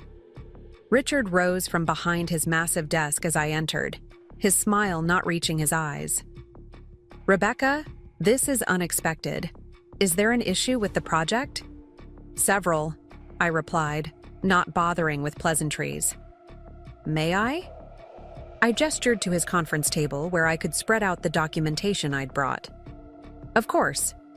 He joined me as I laid out the blueprints, material specifications, and contract clauses. "Your team is substituting inferior components. Contrary to our agreed specifications," I began, pointing to the evidence. "The materials being ordered are cheaper, less efficient, and won't deliver the performance we've promised to buyers." Richard frowned, studying the paperwork. "I was told these were equivalent alternatives necessitated by supply issues." "There are no supply issues," I stated flatly. "I personally confirmed availability with 3 separate vendors this morning. These are deliberate substitutions that will reduce system performance by approximately 20%. "I'll look into it," Richard offered, his expression carefully neutral. "That's not sufficient," I countered. "The correct materials need to be ordered immediately, and I want a complete review of all procurement decisions to date. Our contract is explicit about meeting performance specifications." Richard's jaw tightened. "You're implying we're deliberately violating the contract?" I'm stating facts, I corrected him. The motivation behind those facts is for you to explain. We stared at each other across the table, the pretense of harmonious partnership temporarily abandoned. Finally, Richard sighed, suddenly looking older than his years. We're having some cash flow challenges, he admitted reluctantly. Nothing serious, just temporary constraints while we wait for capital from investors. Cash flow challenges? Serious enough to compromise the quality of our flagship project? I pressed. It's a timing issue, he insisted. The next round of financing is being finalized. Once it comes through, we'll course correct. When? 2 weeks, 3 at most. I considered him carefully, weighing his words against his body language. Richard Donovan was proud, stubborn, and protective of his company's reputation. For him to admit even temporary financial difficulties suggested the problem might be more severe than he was letting on. 3 weeks, I agreed finally. In the meantime, no more unauthorized substitutions. If there are legitimate budget concerns, we discuss them openly and find solutions that don't compromise quality. Agreed, Richard nodded, relief briefly crossing his features. As I gathered my materials, a thought occurred to me. Does James know about these substitutions? Richard hesitated just long enough to answer my question without words. James is focused on the marketing and sales aspects. I handle operations. I see. I paused at the door. You should tell him. Transparency is essential in any partnership, business or otherwise. Back at my office, Maya was waiting with the financial analysis I'd requested. Her expression confirmed my suspicions before she spoke. They're in trouble, she said, handing me a folder of printouts. Serious trouble. I flipped through the documents, digesting the numbers quickly. The pattern was unmistakable. Donovan Properties was using the Horizon Haven project to shore up cash shortfalls elsewhere. Project funds were being temporarily diverted, invoices delayed, and corners cut wherever possible. They're robbing. Peter to pay Paul, I murmured. More like robbing Horizon Haven to keep 3 other failing projects afloat, Maya corrected. Based on these cash flows, they're using our project's financing to cover obligations on developments that are underwater. Which means those temporary constraints Richard mentioned are anything but temporary, Maya finished grimly. Their entire business model is imploding, Rebecca. Horizon Haven isn't just an evolution for them, it's a life raft. I sat back, absorbing the implications. The Donovans hadn't just needed my expertise, they'd needed my company's financial stability to save themselves from potential ruin. The irony would have been satisfying if it weren't so concerning for the project itself. Options? I asked, already running through scenarios in my mind. We could pull out, Maya suggested. The contract gives us clear grounds with these violations. And lose the showcase project we've been planning for years? No. I shook my head decisively. What else?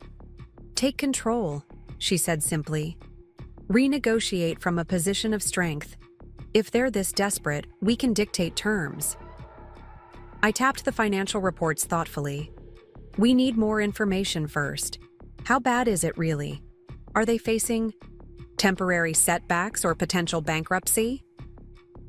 I have contacts who can discreetly look into their broader financial position, Maya offered. Do it, I authorized.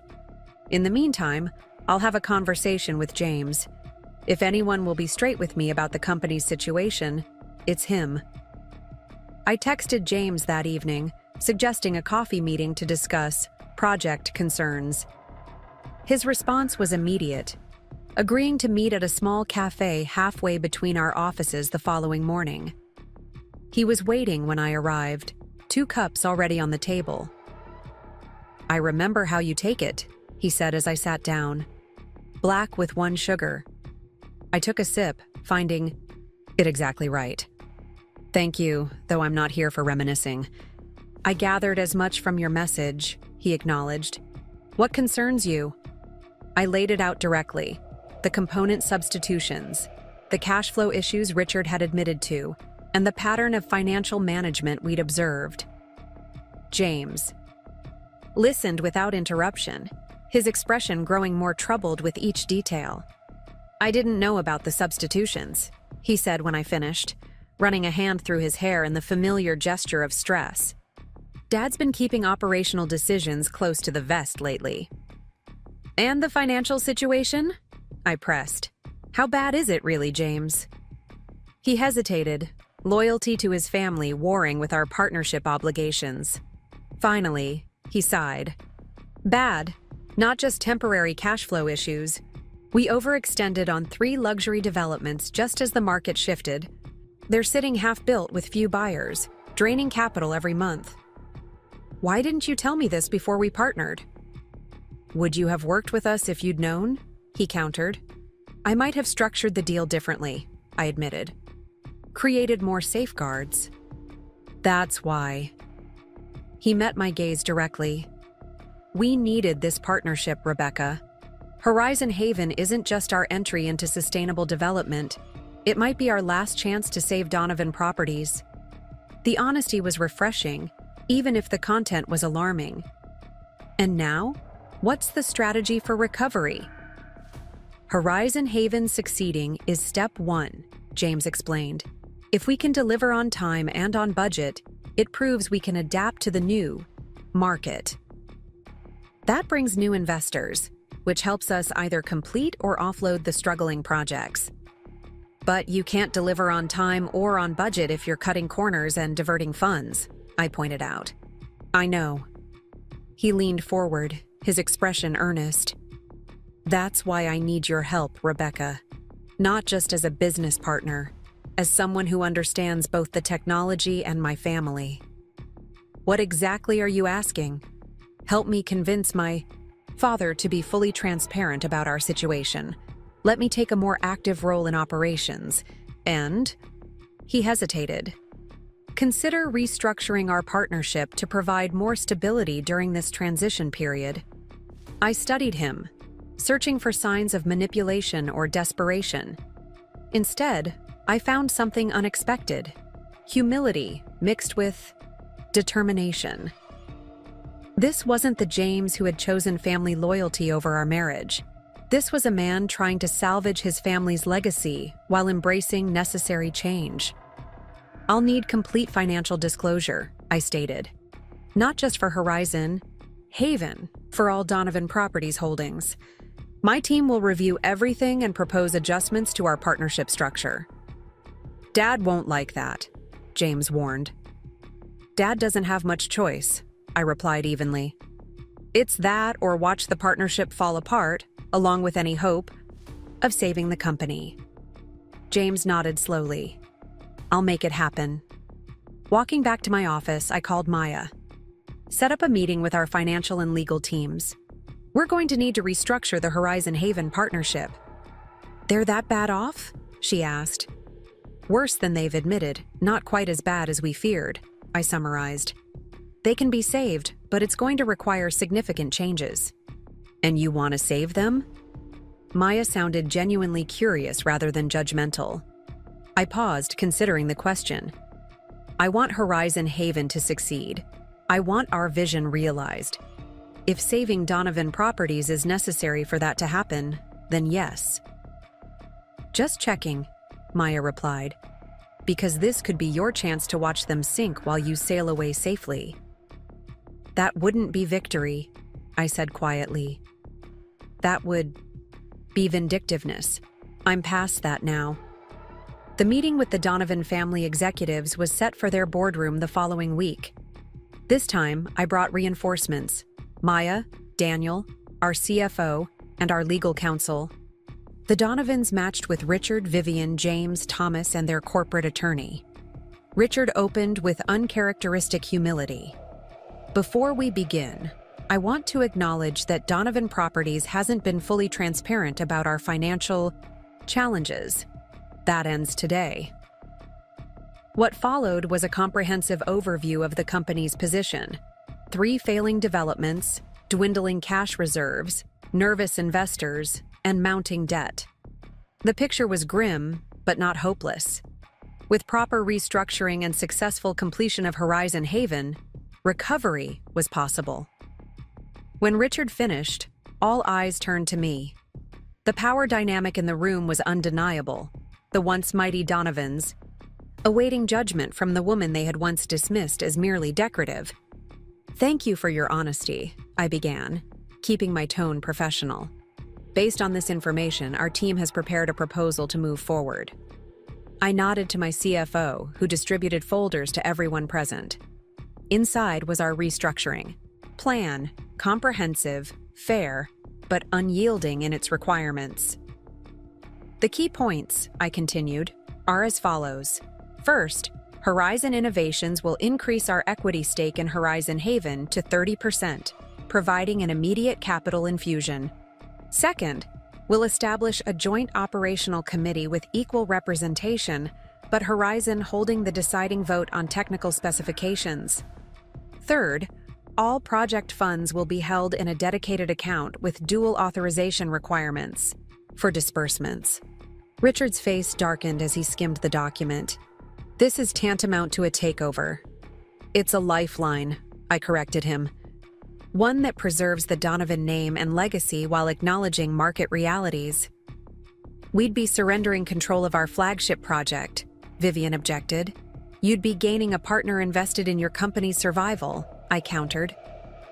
"The alternative is watching Horizon Haven fail alongside your other developments, and with it, the entire Donovan enterprise."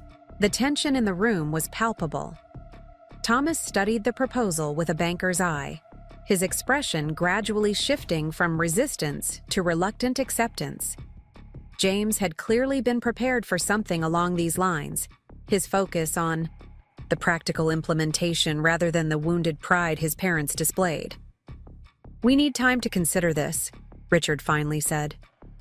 "You have 48 hours, I replied, my tone leaving no room for negotiation. "After that, we'll need to reevaluate our participation in the project entirely." As we gathered our materials to leave, Vivian approached me, her voice low. "You must be enjoying this."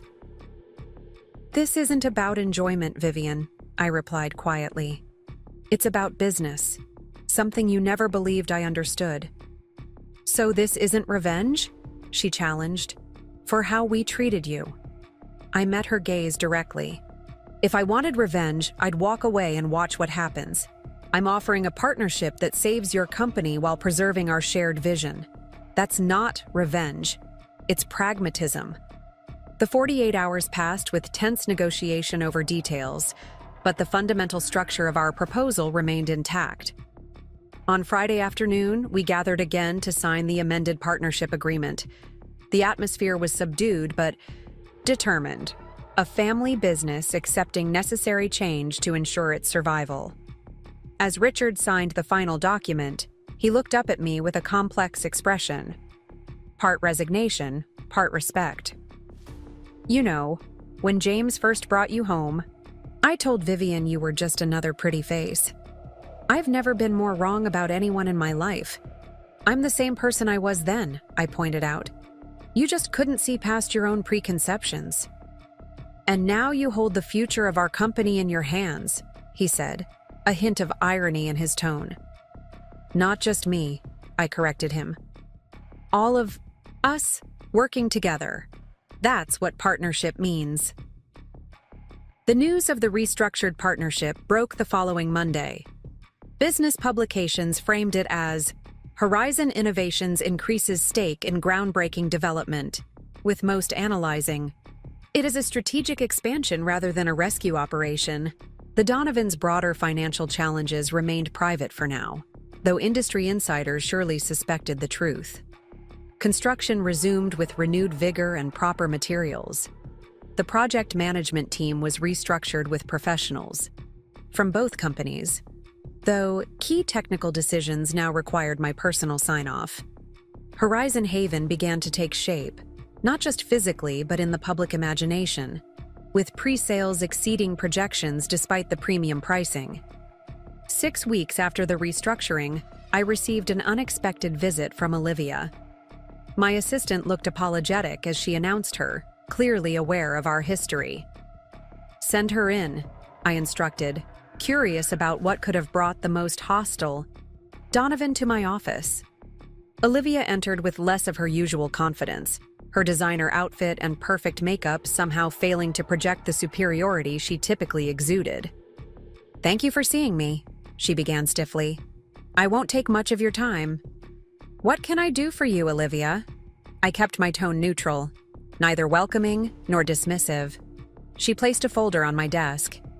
"I've been developing a social media and digital content strategy for Horizon Haven. I wanted to present it directly." I opened the folder, genuinely surprised by the comprehensive and insightful plan inside. It leveraged cutting-edge platforms, influencer partnerships, and virtual reality tours to showcase the development's unique features. "This is impressive," I acknowledged, looking up at her. "Genuinely innovative." "Don't sound so surprised," she said, though without her usual bite. "I've been taking courses in digital marketing strategy. It's more than just Instagram posts." I studied her with new interest. "Why bring this to me directly? You could have submitted it through the marketing committee." Olivia hesitated, her carefully maintained facade cracking slightly. "Because I need you to take me seriously. Everyone's role is changing with this new structure, and I don't want to be sidelined." The vulnerability in her admission was unexpected. The Olivia I remembered would rather quit than acknowledge any need for validation, especially from me. "You want a real role in the project," I surmised. "I want to prove I'm more than just the Donovan daughter," she said, echoing sentiments I had once felt myself. "That I have actual skills to contribute." I closed the folder, making a decision. "The digital content director position is still open. Submit your application formally, and I'll make sure it receives fair consideration." "You would do that?" She seemed genuinely surprised. "After everything?" "This isn't about our history," I replied simply. "It's about who can add value to the project. This strategy suggests you can." Olivia nodded, a complexity of emotions crossing her face. "I wasn't kind to you when you were married to James." "No, you weren't," I agreed, not softening the truth. "I thought you were after our money, our connections," she continued. "Then when you built Horizon on your own, I told myself it was just luck, or that you'd used our name to open doors. And now," I prompted. "Now I know better," she admitted. "The way you've handled this partnership, the restructuring, you could have destroyed us. Instead, you're saving us while ensuring your company's interests are protected. It's what I would have done in your position." Coming from Olivia, this was as close to an apology as I was likely to get. I nodded, accepting it for what it was. "Submit your application," I repeated. "If you're the best person for the role, it's yours." After she left, Maya appeared in my doorway. Was that Olivia Donovan I saw leaving, voluntarily, without security escort? "She had a proposal for the project's digital strategy," I explained, handing her the folder. "It's actually quite good." Maya skimmed the contents, eyebrows rising. "Huh. The devil does have talents besides being mean." "Maya," I chided. "Fine, fine," she conceded. "People can change, grow, evolve, blah, blah, blah. Next, you'll be telling me Vivian brought you flowers and an apology card." "Not quite," I smiled. "But things are shifting. They see me differently now." "They see you accurately now," Maya corrected. "As the brilliant businesswoman you always were." "Perhaps," I acknowledged. "Though I've changed too. The Rebecca who married James wanted their approval desperately. The Rebecca sitting here now doesn't need it." "Which is exactly why they're finally giving it to you," Maya pointed out. "Ironic, isn't it?" Later that evening, I found myself working late, reviewing updated project timelines in my office. The city lights twinkled beyond my windows, reminiscent of the night years ago when James had proposed. I had been so full of hope then, so certain we could bridge the gap between our worlds. A knock at my door interrupted the memory. James stood in the doorway, looking tired but determined. "Working late?" he asked, stepping inside when I gestured him in. "Final approval on the revised construction schedule," I explained.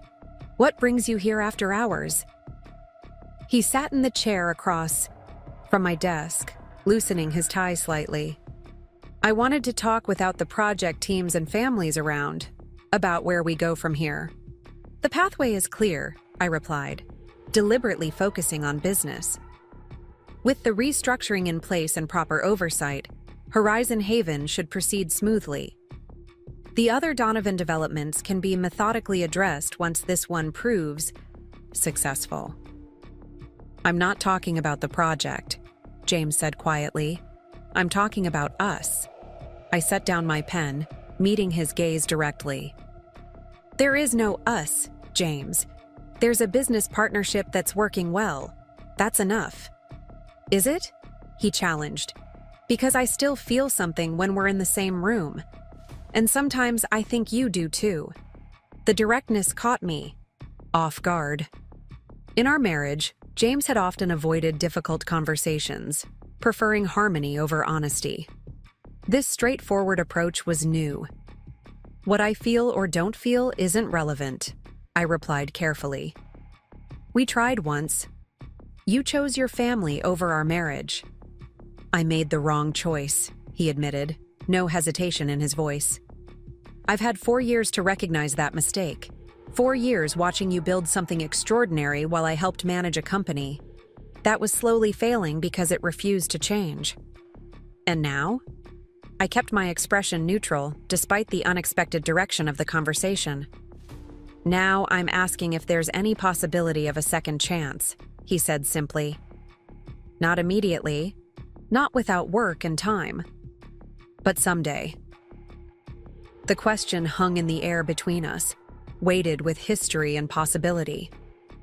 Part of me, a part I thought long silenced, responded to the sincerity in his eyes. But the wiser, more experienced Rebecca recognized the complications such a reconciliation would create. "The dynamics are all wrong, James," I finally said. "I'm now effectively your company's savior and part controller. Any personal relationship would blur boundaries that need to remain clear." "That's a practical objection, not an emotional one," he noted. "You didn't say you don't have feelings anymore." "Because I'm being honest," I acknowledged. "There will always be something between us. But feelings aren't enough. They never were." "What if things were different?" he pressed. "After Horizon. Haven is established after Donovan Properties stabilizes, when we could approach each other as equals again." I considered his words carefully. "I can't promise anything, James. I won't put my life on hold for a possibility." "I'm not asking you to," he assured me. "I'm just asking you to leave the door unlocked, even if it remains closed for now." The metaphor was apt. A locked door signified finality, while an unlocked one acknowledged potential, however uncertain. "I won't lock it," I conceded, "but neither will I be waiting beside it." He smiled, a genuine expression that reminded me of our early days. "That's fair. More than fair, given our history." As he rose to leave, a thought occurred to me. "Your parents, how would they feel about this conversation?" James laughed softly, differently than they once did. "Nothing like financial disaster to readjust one's priorities. Mother actually suggested I should try to reconnect with you." "Vivian did?" I couldn't hide my shock. Her exact words were, "That woman has more business sense than all the Donovans combined. We were fools to lose her from the family." He shrugged. Not exactly a warm endorsement, but progress from where she started. After he left, I stood at my window for a long time, watching the city below. The trophy wife they had once dismissed was now the businesswoman they respected, even needed. The transformation wasn't in me. I had always been both intelligent and capable, but in their perception. The irony wasn't lost on me. It had taken the near collapse of their company for the Donovans to see my true value. Yet somehow, the vindication felt hollow.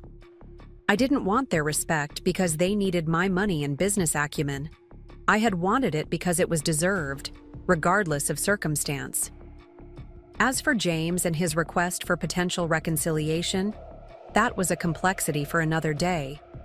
For now, Horizon Haven demanded my focus, along with the responsibility I'd taken on for the Donovan employees who depended on the project's success for their livelihoods.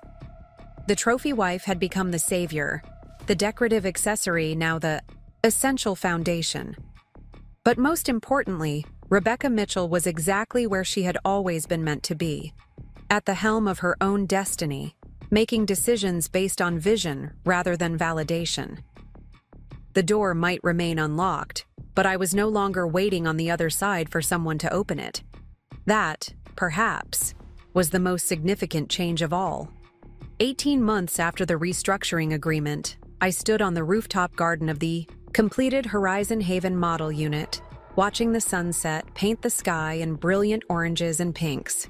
Below me, workers were putting final touches on the common areas in preparation for next week's grand opening. The development had transformed from renderings and promises into a living, breathing reality. 6 elegant buildings arranged around central green spaces, each roof covered with gardens and solar arrays. The entire community designed to produce more energy than it consumed. "Quite a view," Maya said, joining me at the edge of the garden. "Worth all the headaches?" I smiled, taking in the sustainable utopia we'd created. Every single one. The journey to this moment had been far from smooth. Construction delays, budget adjustments, personality conflicts, all the normal challenges of a major development, amplified by the complex dynamics between Horizon and the Donovans. Yet somehow we'd navigated each obstacle, emerging with a project that exceeded even my ambitious vision. "The press preview tomorrow is completely booked," Maya informed me, checking her phone. "Every major publication, plus those sustainability bloggers you wanted. Even that architecture critic who hates everything is coming." "Good," I nodded. "We need the coverage to be comprehensive. This isn't just a luxury development, it's a template for the future." Speaking of the future, Maya hesitated. James was asking about the seating arrangement for the gala, specifically whether you'd be comfortable with him at your table. I turned away from the view, considering the question. In the months since our late-night conversation in my office, James and I had maintained a strictly professional relationship. He'd respected my boundaries while proving himself a capable and committed partner in the project. The door remained unlocked as promised, but neither of us had made any move to open it. "That's fine," I decided. "The focus should be on presenting a unified front for the project. Besides, we've worked well together." Maya studied me with her trademark perceptiveness.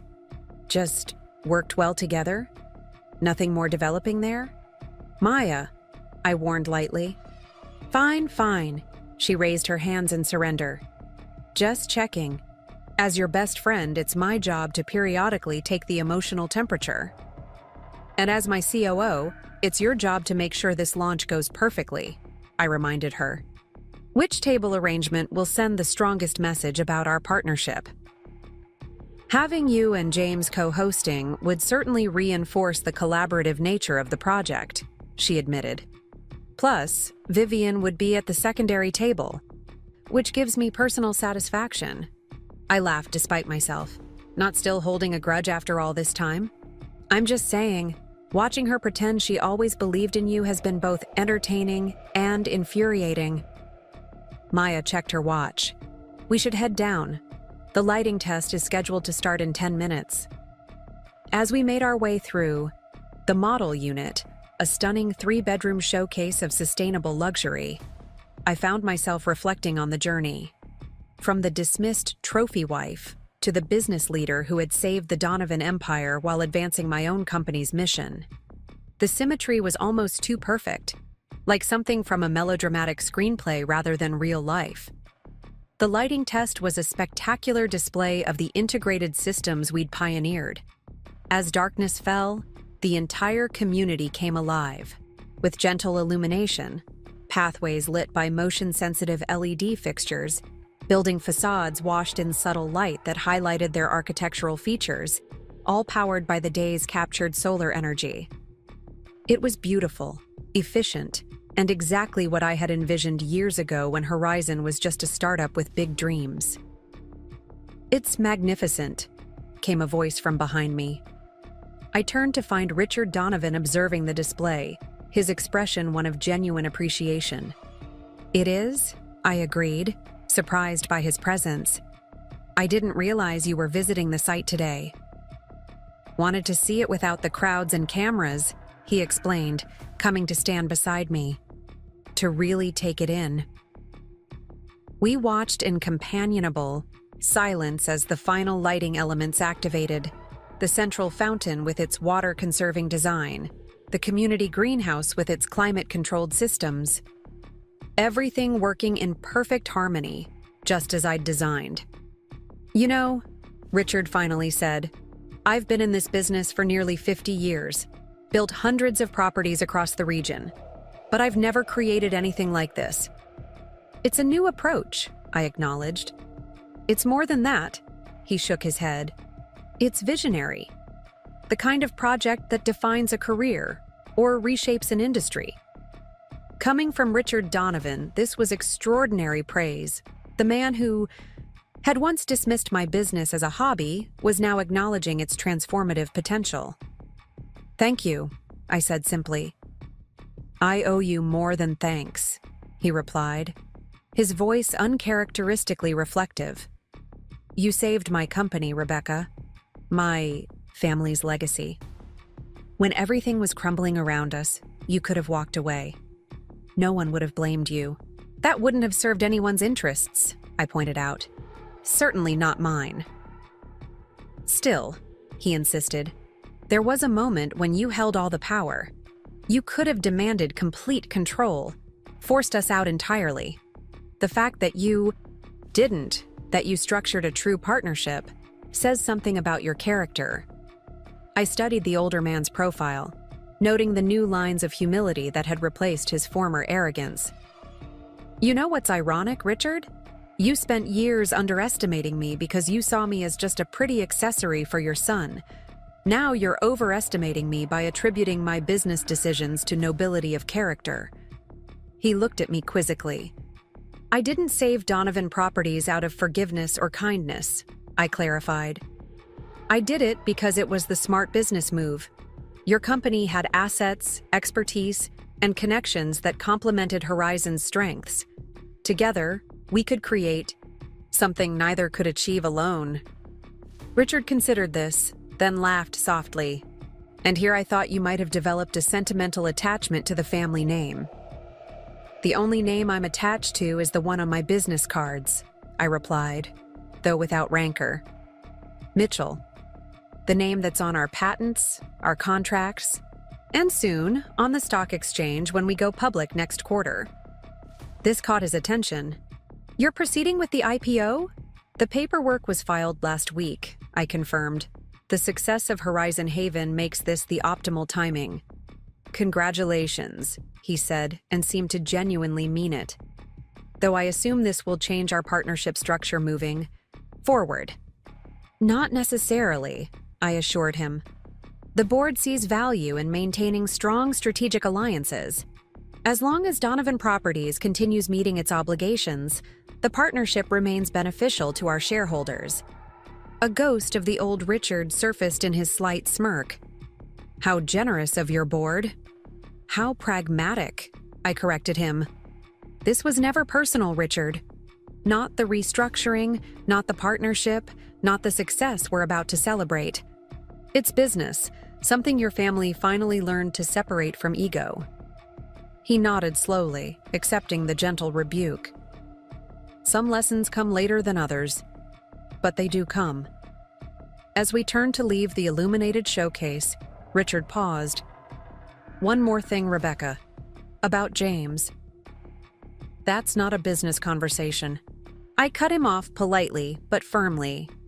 Fair enough, he conceded. Though if it were, I'd advise considering all potential mergers based on their strategic value rather than historical performance. Despite myself, I smiled at the clumsy metaphor. I'll take that under advisement. The following morning brought the press preview, a carefully orchestrated event designed to showcase both the technological innovations and luxury aspects of Horizon Haven. Journalists and influencers toured the property in small groups, led by technical experts from Horizon and design specialists from Donovan Properties.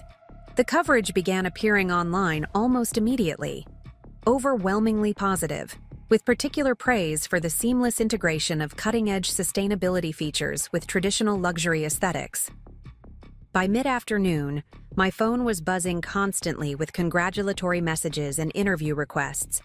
The business community was taking notice, with analysts highlighting the project as evidence of both Horizon's continued innovation and Donovan Properties' successful reinvention.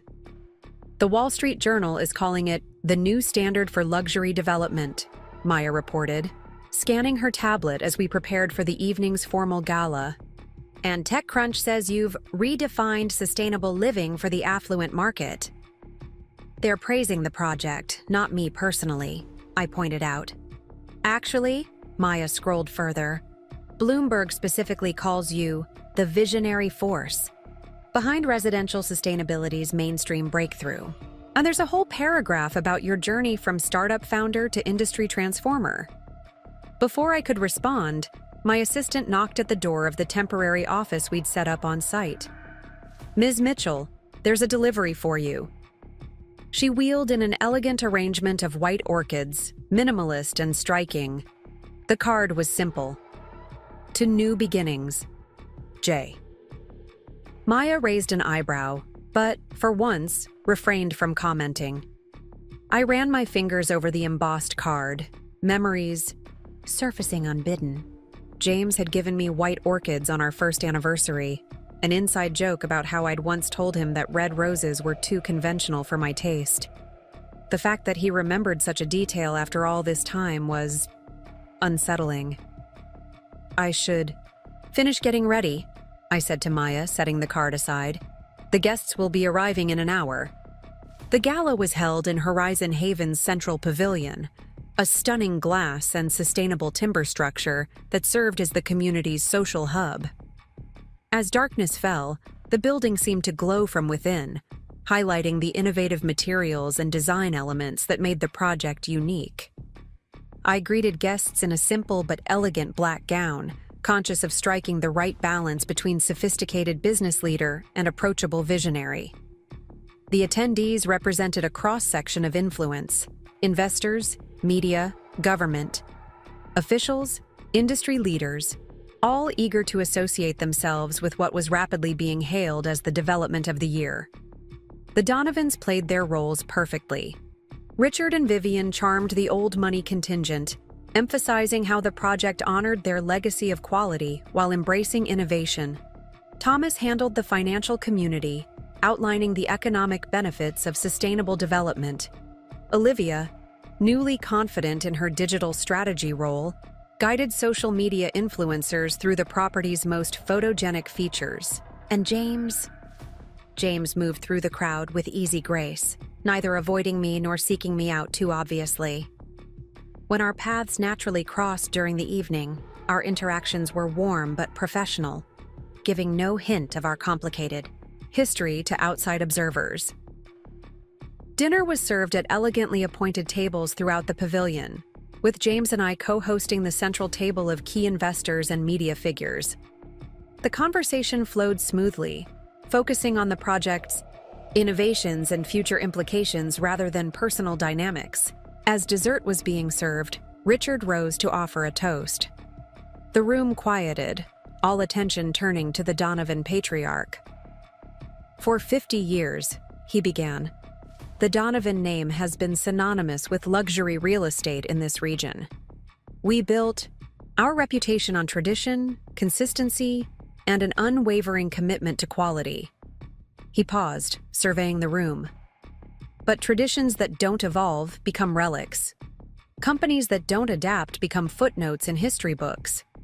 A murmur of agreement rippled through the audience.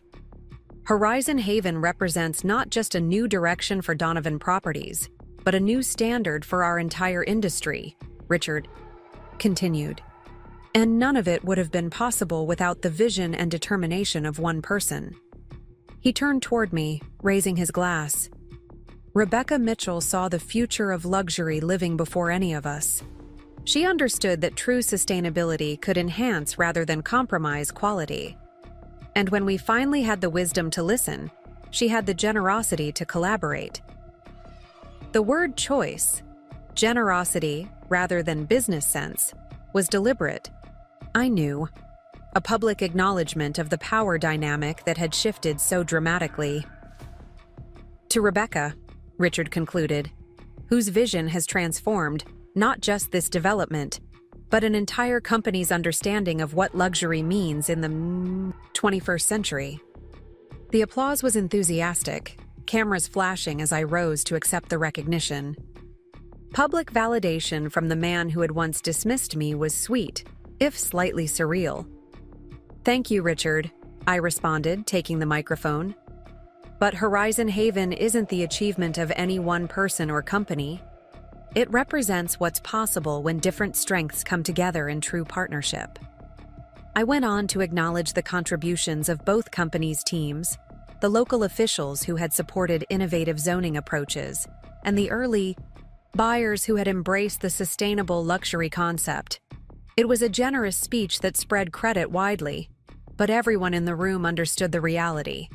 This was my vision brought to life, with the Donovans now supporting players in a story they once would have dominated. As the evening wound down and guests began departing, I found a quiet moment alone on the pavilion's terrace, enjoying the cool night air and the view of the illuminated development. Footsteps behind me signaled I wasn't alone for long. Quite a night, James said, coming to stand beside me at the railing. Everything you envisioned and more. It exceeded even my expectations, I admitted. The integration worked better than I'd hoped. I wasn't just talking about the development, he clarified. Watching you receive that recognition from my father, seeing how far you've come professionally, it's remarkable. The same Rebecca stood before him years ago, I pointed out. He just couldn't see past his own prejudices then. We were all blind in different ways, James acknowledged. I knew how brilliant you were, but I lacked the courage to stand up for you, to choose you. The conversation was veering into personal territory I'd carefully avoided for months. The orchids were lovely, I said, changing the subject slightly. Thank you. You remembered, he smiled. Our first anniversary. I remember everything, James, I said quietly. The good and the bad. A comfortable silence fell between us as we both contemplated the transformed landscape of our relationship. Professional success, where personal failure had once dominated. What happens next? He finally asked. After the grand opening, after the sales are finalized, where does Horizon go from here? We go public next quarter, I replied. Expand into commercial developments, possibly international markets. The vision was never limited to one project. And Donovan Properties? Do we continue as partners? The question was professional on the surface, but carried personal undertones we both recognized. That depends, I said carefully, on whether the partnership continues to serve both companies' interests. And if it does, he pressed. I turned to face him directly. Then we move forward professionally, one project at a time, one decision at a time. James studied me in the soft lighting, his expression thoughtful. And personally, is that door still unlocked? The question hung between us, weighted with shared history and possibility. In the 18 months since our late-night conversation in my office, much had changed. The Donovans had accepted my leadership, embraced my vision, acknowledged my value beyond any connection to their son. James had proven himself a reliable partner, respectful of boundaries, committed to the project's success. The power dynamics that had once concerned me had stabilized into something more balanced. The door is still unlocked, I confirmed, but opening it would be complicated, for both personal and professional reasons. Complicated doesn't mean impossible, he suggested. No, I agreed, just requiring careful consideration. He smiled. At that, the measured response so characteristic of the businesswoman I'd become. Would having dinner together sometime constitute careful consideration? Despite myself, I smiled back. It might, though not until after the grand opening and initial sales period. The project needs our undivided attention right now. Always the consummate professional, he observed, but his tone was admiring rather than critical. All right then, dinner, after the initial sales period. Not as business partners discussing the project, but as two people with a shared history exploring whether there might be a shared future. I didn't agree to that much, I pointed out, though without real objection. You didn't disagree either, he countered with a hint of the charm that had first attracted me years ago. Before I could respond, Maya appeared at the terrace entrance. Rebecca, the mayor is leaving and wants to say goodbye personally. Of course, I nodded, grateful for the timely interruption. To James, I added, we'll continue this conversation later. I'm counting on it, he replied. The grand opening, 3 days later, was an unqualified success. All available units in the first phase sold within 48 hours, many to buyers who had been on the waiting list for months. Media coverage was extensive and overwhelmingly positive, highlighting both the innovative features and the unexpected collaboration between traditional luxury developers and sustainability pioneers. In the weeks that followed, Horizon's stock value climbed steadily in anticipation of the IPO. Analyst reports praised our business model, technological innovations, and strategic partnerships, particularly the transformed relationship with Donovan Properties. The company that had once belittled my ambitions was now considered fortunate to be associated with my success. The irony wasn't lost on me, though I took less satisfaction in it than I might have once expected. Vindication, it turned out, was less fulfilling than creation. Seeing my vision realized, watching people actually living in the sustainable community we'd built, brought deeper satisfaction than any amount of "I told you so" could provide. 2 months after the grand opening, with the project firmly established as a success and the initial sales period concluded, I finally agreed to dinner with James. We met at a small Italian restaurant downtown, neutral territory, intimate enough for conversation, but public enough to maintain appropriate boundaries. No business talk, he proposed as our wine was poured. Just two people catching up. Agreed, I nodded.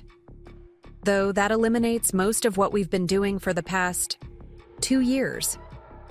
Then let's talk about what we've been reading, watching, thinking, he suggested. The parts of our lives that don't appear in annual reports or press releases. And surprisingly, we did. The conversation flowed easily, touching on books, films, travel experiences, philosophical questions, all the things we'd once discussed in the early days of our relationship, before family expectations and professional conflicts had overshadowed everything else. As dessert arrived, James asked the question that had been hovering unspoken all evening. Are you happy, Rebecca? Not just successful. Are you actually happy? I considered the question seriously. I'm fulfilled professionally. I've created something meaningful, something that advances values I believe in. That brings a certain satisfaction. But personal happiness? He pressed gently. That's more complicated, I admitted. I have good friends, interesting work, financial security. By most measures, I should be completely happy. But there are moments, I said carefully, when achievements feel hollow without someone to share them with, someone who understands both the journey and the destination. James nodded, not rushing to fill the vulnerable moment with platitudes or premature declarations. "I understand that feeling," he said simply. As we left the restaurant, walking slowly in the cool evening air, a comfortable silence settled between us. This wasn't the passionate reconciliation of romantic movies, but something more measured. Two adults considering possibilities with open eyes, aware of both potential and pitfalls. "I'd like to do this again," James said as we reached my car. No pressure, no timeline, just continuing the conversation. I studied him in the streetlight, seeing both the man I'd once loved and the person he'd become in the intervening years. More mature, less concerned with pleasing his family, more willing to stand by his own convictions. "I think I'd like that," I agreed. "Though we still need to move carefully. There's a lot at stake professionally." "Always the pragmatist," he smiled. "How about this? We agree that whatever happens personally stays separate from our business relationship. One doesn't influence the other." "That's easier said than done," I pointed out.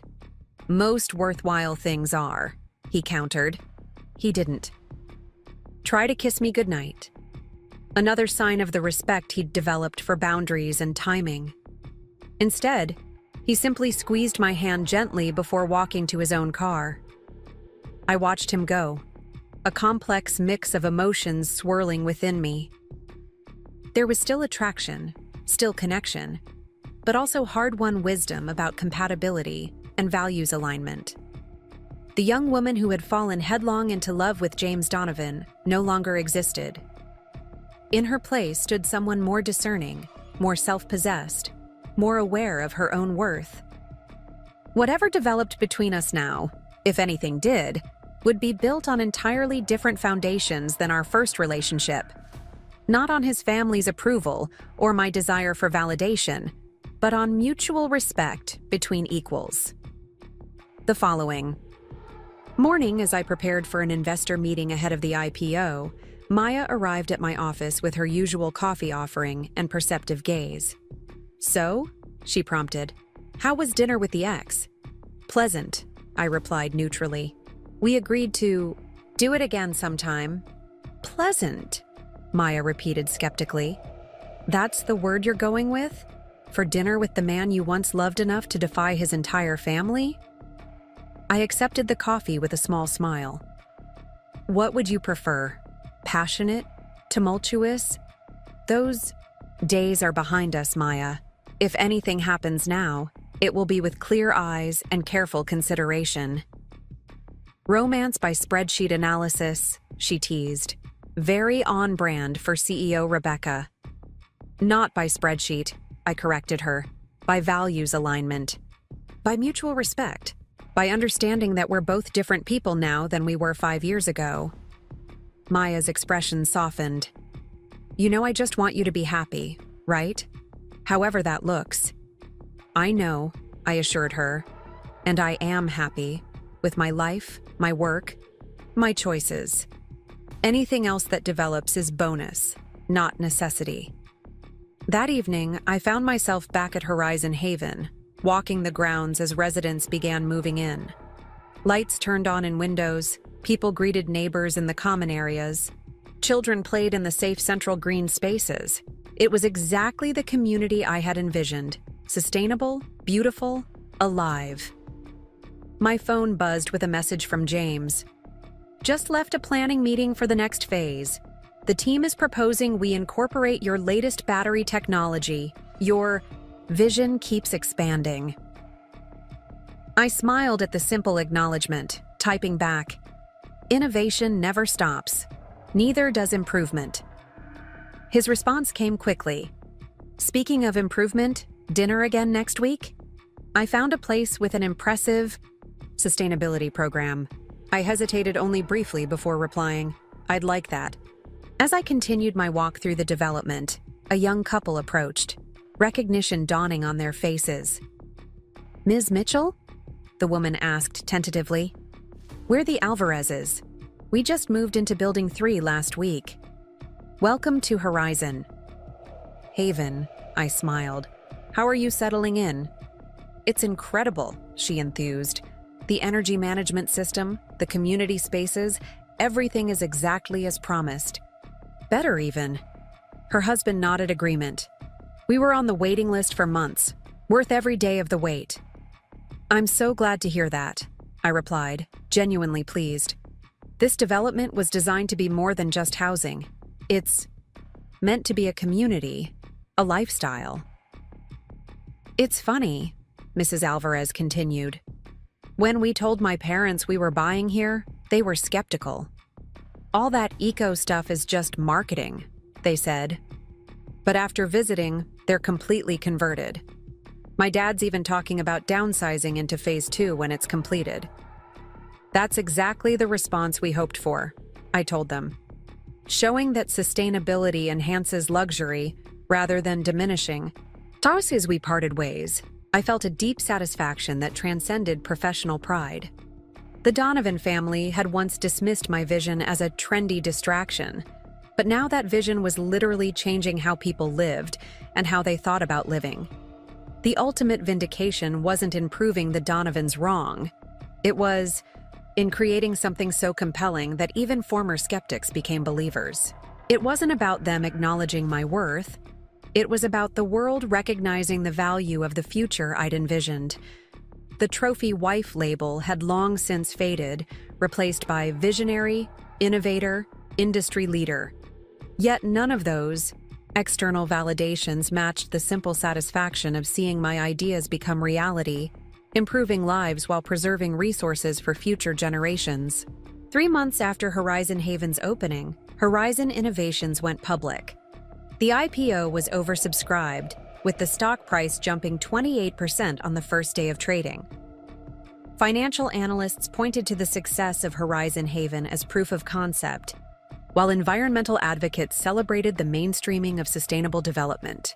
Standing on the stock exchange floor as the opening bell rang, I felt the weight of the journey, from a small startup with big ideas to a publicly traded company reshaping how people thought about luxury and sustainability. The Donovan family attended the IPO celebration, presenting a united front of support that would have been unimaginable 5 years earlier. Vivian, elegantly attired as always, even posed for photos with me.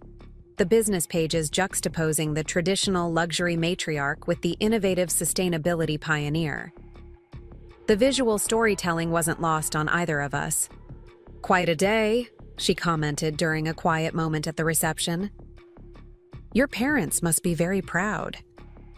"They are," I nodded, surprised by her personal reference. My middle-class parents had always been supportive of my ambitions, even when they didn't fully understand them. Their belief in me had never wavered, unlike some others. Vivian seemed to catch the unspoken comparison. "We were wrong about you, Rebecca. I was wrong." The admission, coming from the woman who had once dismissed me as decorative, carried a certain weight. "Yes, you were," I agreed simply. "You could have destroyed us," she continued. "When our company was failing, when you held all the leverage, you could have taken everything." "That would have been bad business," I pointed out, "and ultimately, unsatisfying." "Nevertheless," she persisted, "you showed a certain grace. One I'm not sure I would have demonstrated in your position." I studied her carefully, noting the genuine reflection in her expression. "People can surprise you, Vivian, when given the chance." "Indeed they can," she agreed, her gaze drifting to where James stood chatting with investors, some more pleasantly than others. The hint was unmistakable. Our carefully orchestrated business dinners over the past few months hadn't gone unnoticed.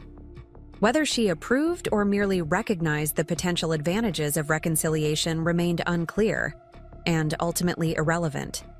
That decision belonged to James and me alone. "If you'll excuse me," I said politely, "I should check in with some of our new shareholders." As the company grew, so did the range of our projects. Horizon's technology was integrated into commercial developments, university campuses, and municipal infrastructure. We pioneered community-scale energy storage solutions that transformed how neighborhoods managed power. Each innovation built on the last, expanding the vision I'd held since the beginning. Donovan Properties, too, evolved under the partnership. Their subsequent developments incorporated sustainable features from the start, positioning the company as a forward-thinking luxury brand rather than a traditional holdover. The transformation saved their business, rebuilding their reputation and financial stability. James and I continued our careful exploration of reconciliation, moving from occasional dinners to regular, intentional time together. We rediscovered shared interests, built new communication patterns, and gradually tested whether the feelings that had once connected us could form a stronger foundation the second time around. 6 months after the IPO, he invited me to dinner at his newly purchased home, a modern, energy-efficient design overlooking the harbor. The location was stunning, the architecture impressive, but what caught my attention was the solar array and battery system prominently integrated into the property. Horizon Technology, I noted, recognizing our latest residential model. Good choice. Only the best, he smiled, leading me through the house. The interior was a thoughtful blend of sustainable materials and timeless design, sophisticated without ostentation. Very different from the traditional Donovan aesthetic I remembered. As we enjoyed dinner on the terrace, overlooking the water and the city lights beyond, James grew uncharacteristically serious. "I've been thinking a lot about second chances," he began, "about how rare they are and how easily they can be missed." I set down my wine glass, recognizing the shift in tone. "James, let me finish," he requested gently. 5 years ago, I made the worst mistake of my life. I chose family expectations over personal happiness. I chose the comfortable path over the right one, and I lost you because of it. We both made choices, I reminded him. I could have compromised more, found a middle ground. No, he shook his head firmly. You were right to demand respect. You were right about the business, about sustainability, about everything. And I was a coward for not standing beside you. The admission hung in the air between us, honest and unvarnished. The man I was then, he continued, doesn't deserve a second chance. But I'm not that man anymore. The past few years, watching you succeed, seeing my family's company nearly fail working alongside you to build something truly meaningful, I've changed, grown. I know, I acknowledged. I've seen it. These past months with you have been, he searched for the right word, illuminating, reminding me of why I fell in love with you in the first place, while showing me new depths I never fully appreciated before. My heart quickened at the direction of his words, though my expression remained carefully composed. I'm not asking for everything back the way it was, James clarified. That's not possible and probably not desirable. We're different people now. But I am asking if you'd be willing to explore what might be possible between those different people.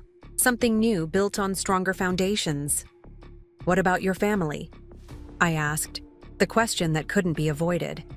Their opinion clearly mattered deeply to you before. Their opinion has evolved, he replied with a wry smile. Nothing like nearly losing everything to adjust one's priorities. But more importantly, my relationship with them has changed. I respect their experience while making my own decisions. He reached across the table, his hand stopping just short of mine, offering rather than presuming. I'm not asking for an answer tonight, he said. Just an openness to the possibility, to seeing where this might lead, without the baggage of the past weighing us down. I looked at his extended hand, then up at his face. Earnest, hopeful, but prepared for rejection. The James that I'd married would have pushed harder, been less patient. This James understood the value of time, of careful consideration. Slowly, deliberately, I placed my hand in his. "I'm open to the possibility," I said softly. "One day at a time."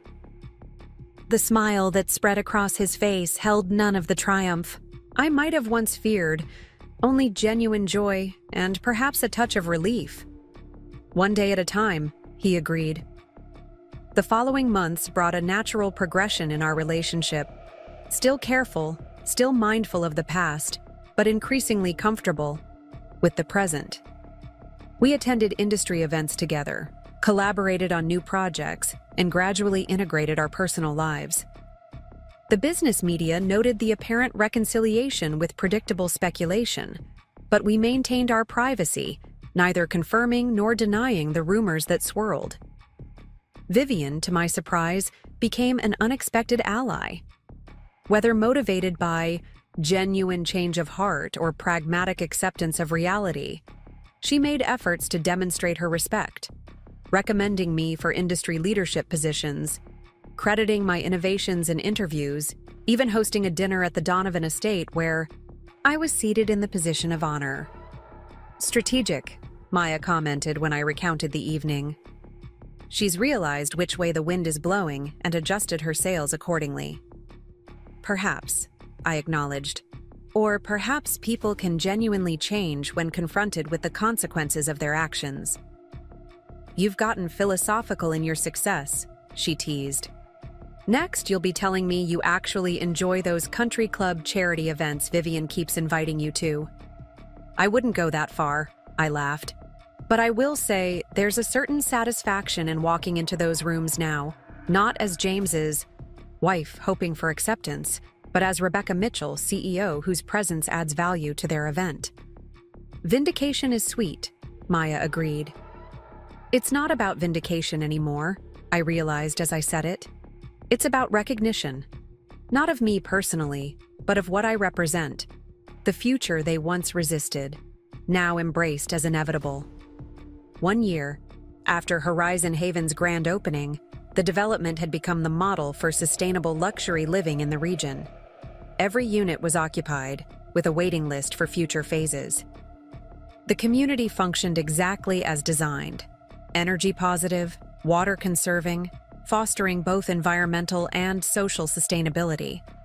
Residents reported higher satisfaction than in traditional luxury developments, with the integrated technology and community features consistently rated as the most valuable aspects.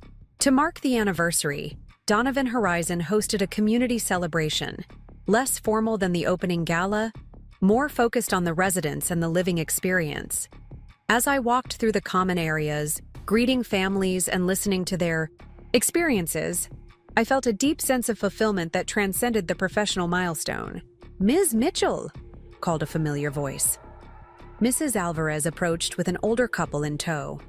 "These are my parents, the skeptics I told you about months ago. Now they're thinking of buying in phase 2. I shook hands with the couple who enthusiastically shared how their daughter's experience had changed their perception of sustainable living. "We thought it was all hype," Mr. Alvarez Sr. admitted. "Just marketing to sell overpriced units. But this," he gestured around at the thriving community, "this is the real deal. The technology actually works. The lifestyle actually delivers." "That's our entire mission," I told him. "Not just talking about sustainability, but demonstrating it in ways people can experience daily." As they moved on to explore more of the community, James joined me, offering a glass of champagne. "Success looks good on you," he observed with a smile. "So does humility on you," I countered lightly, accepting the glass. He laughed, acknowledging the gentle jab. "Well deserved. Amazing what losing almost everything teaches you about what really matters." We walked together through the celebration, greeting residents and team members, the professional partnership we'd rebuilt now comfortably intertwined with the personal relationship we were carefully reconstructing. Not a return to the past, but something new, stronger, more honest, more equal. Later that evening, as the celebration wound down, We found ourselves on the rooftop garden where I had stood 18 months earlier, contemplating the then unfinished development. Now completed and thriving, it stretched before us under the night sky, a testament to what vision and persistence could achieve. "I've been thinking about timing," James said, leaning against the railing beside me. "About how sometimes things need to fall apart before they can be rebuilt properly." "Philosophical tonight," I noted with a smile. "The anniversary has me reflective," he admitted. "If we had stayed together back then, if I had chosen differently, I'm not sure we would have created this." He gestured to the community below. "The separation, as painful as it was, allowed you to build Horizon without compromise, without the shadow of the Donovan legacy hanging over you. And it forced your family to confront some hard truths about their business model," I added. "Sometimes failure is the best teacher." "We needed to fail," he nodded. "I needed to fail, to understand what really mattered, in business and in life." The honesty in his voice touched something deep within me. This was the James I had glimpsed early in our relationship, before family expectations and corporate pressures had obscured his better nature. Not perfect, but thoughtful, capable of growth and genuine self-reflection. "Do you think," he asked carefully, "that we could have avoided all the pain? Found a middle path somehow?" I considered the question seriously, looking back on our journey with the clarity of distance. "No," I finally replied. "We both needed to become different people. I needed to prove my vision on my own terms. You needed to step out from your father's shadow. Your family needed to face the consequences of their short-sightedness. And now?" He turned to face me fully, the city lights reflected in his eyes. "Now we're those different people," I said simply, "with clear eyes about who we are and what we want." 6 months later, Horizon Innovations was preparing to break ground on our most ambitious project yet, a mixed-use development that would integrate residential, commercial, and educational spaces into a self-sustaining community. The design incorporated all the lessons from Horizon Haven, scaled to create a true urban ecosystem. The partnership with Donovan Properties had expanded accordingly, with their expertise in luxury amenities complementing our technological innovation. The families who had once dismissed my ideas as trendy distractions now proudly marketed their association with the Mitchell method of sustainable development. The irony wasn't lost on me, though it no longer carried the emotional charge it once had.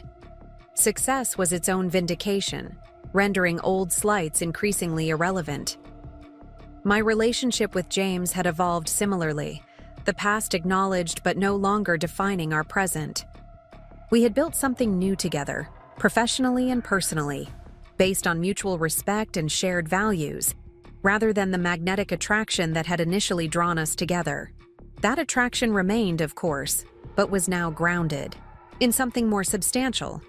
A genuine appreciation of each other's strengths, a clear-eyed acceptance of our flaws, and a conscious choice to move forward together rather than apart. "The board wants to discuss succession planning," Maya informed me one morning, dropping a folder on my desk with her usual directness. "For when you eventually step back from day-to-day operations to focus on innovation and strategic vision." "I'm only 36, I reminded her, amused by the presumption. "A bit early for retirement planning." "Not retirement, evolution," she corrected. "They see your value as a visionary, not just an operational CEO. They want to protect that for the long term. And who do they envision running daily operations while I'm off having visionary thoughts?" I asked, scanning the preliminary documents. Maya hesitated. "There's some support for James, actually. His performance as Chief Strategy Officer has impressed them. The fact that he successfully guided Donovan Properties through its transformation demonstrates his leadership capabilities." I looked up, surprised. "That would be complicated." "Which is why they're approaching it carefully," she nodded. But from a purely business perspective, the logic is sound. He understands both your vision and how to implement it practically. The markets would respond well to the continuity. And the personal entanglement? You're both adults, Maya shrugged. Plenty of couples manage to work together effectively. Besides, you two have already proven you can separate business from personal matters. I set the folder aside, needing time to process the implications. Let me think about it. It's not a decision to rush. That evening, I raised the subject with James over dinner at my downtown apartment, a space that had increasingly become our shared domain, though we maintained separate residences. The board wants to groom you as my eventual replacement as CEO, I stated without preamble, watching his reaction carefully. Surprise flickered across his face, followed by thoughtful consideration rather than immediate ambition, another sign of how he'd changed from the young executive eager to prove himself to his father. That's unexpected, he said finally, and potentially problematic for us personally. My thoughts exactly, I nodded, relieved by his perspective. Though Maya argues it makes perfect business sense. It does, he acknowledged. But business isn't everything. There's us to consider. The simple acknowledgement of us as a priority warmed me. 5 years ago, business and family expectations had taken precedence over our relationship. Now, despite our professional success, personal considerations weren't dismissed as secondary. What do you think? He asked, genuinely wanting my opinion, rather than pushing his own. I think, I said carefully, that the right succession plan depends on where Horizon is heading. If we continue expanding into new markets and technologies, someone with your strategic background makes sense. If we focus on refining our existing innovations, perhaps someone with more technical expertise would be better. Very diplomatic, he smiled. But I wasn't asking the CEO. I was asking Rebecca, the woman I love. How would you feel about working together so closely with all the complications that entails? The directness of the question and the casual declaration of love caught me off guard. Though our relationship had deepened over the past year, neither of us had rushed to label it, cautious of repeating past mistakes. I think, I replied, matching his honesty, that it would require very clear boundaries and expectations, professionally and personally. Agreed, he nodded. And if those could be established, if we could find a way to make it work without compromising either aspect? I considered the question seriously, weighing potential pitfalls against opportunities. Then I'd be open to discussing it, but no decisions until we've explored all the implications. Always the careful analyst, he teased gently. Someone in this relationship needs to be, I countered with a smile. He reached across the table, taking my hand in his. For what it's worth, I think we could make it work. We're not the same people who struggled to balance these elements before. We've both learned, from success and from failure. We have, I agreed. But this would be uncharted territory for us. Isn't that what innovators do? He challenged softly. Chart new territory?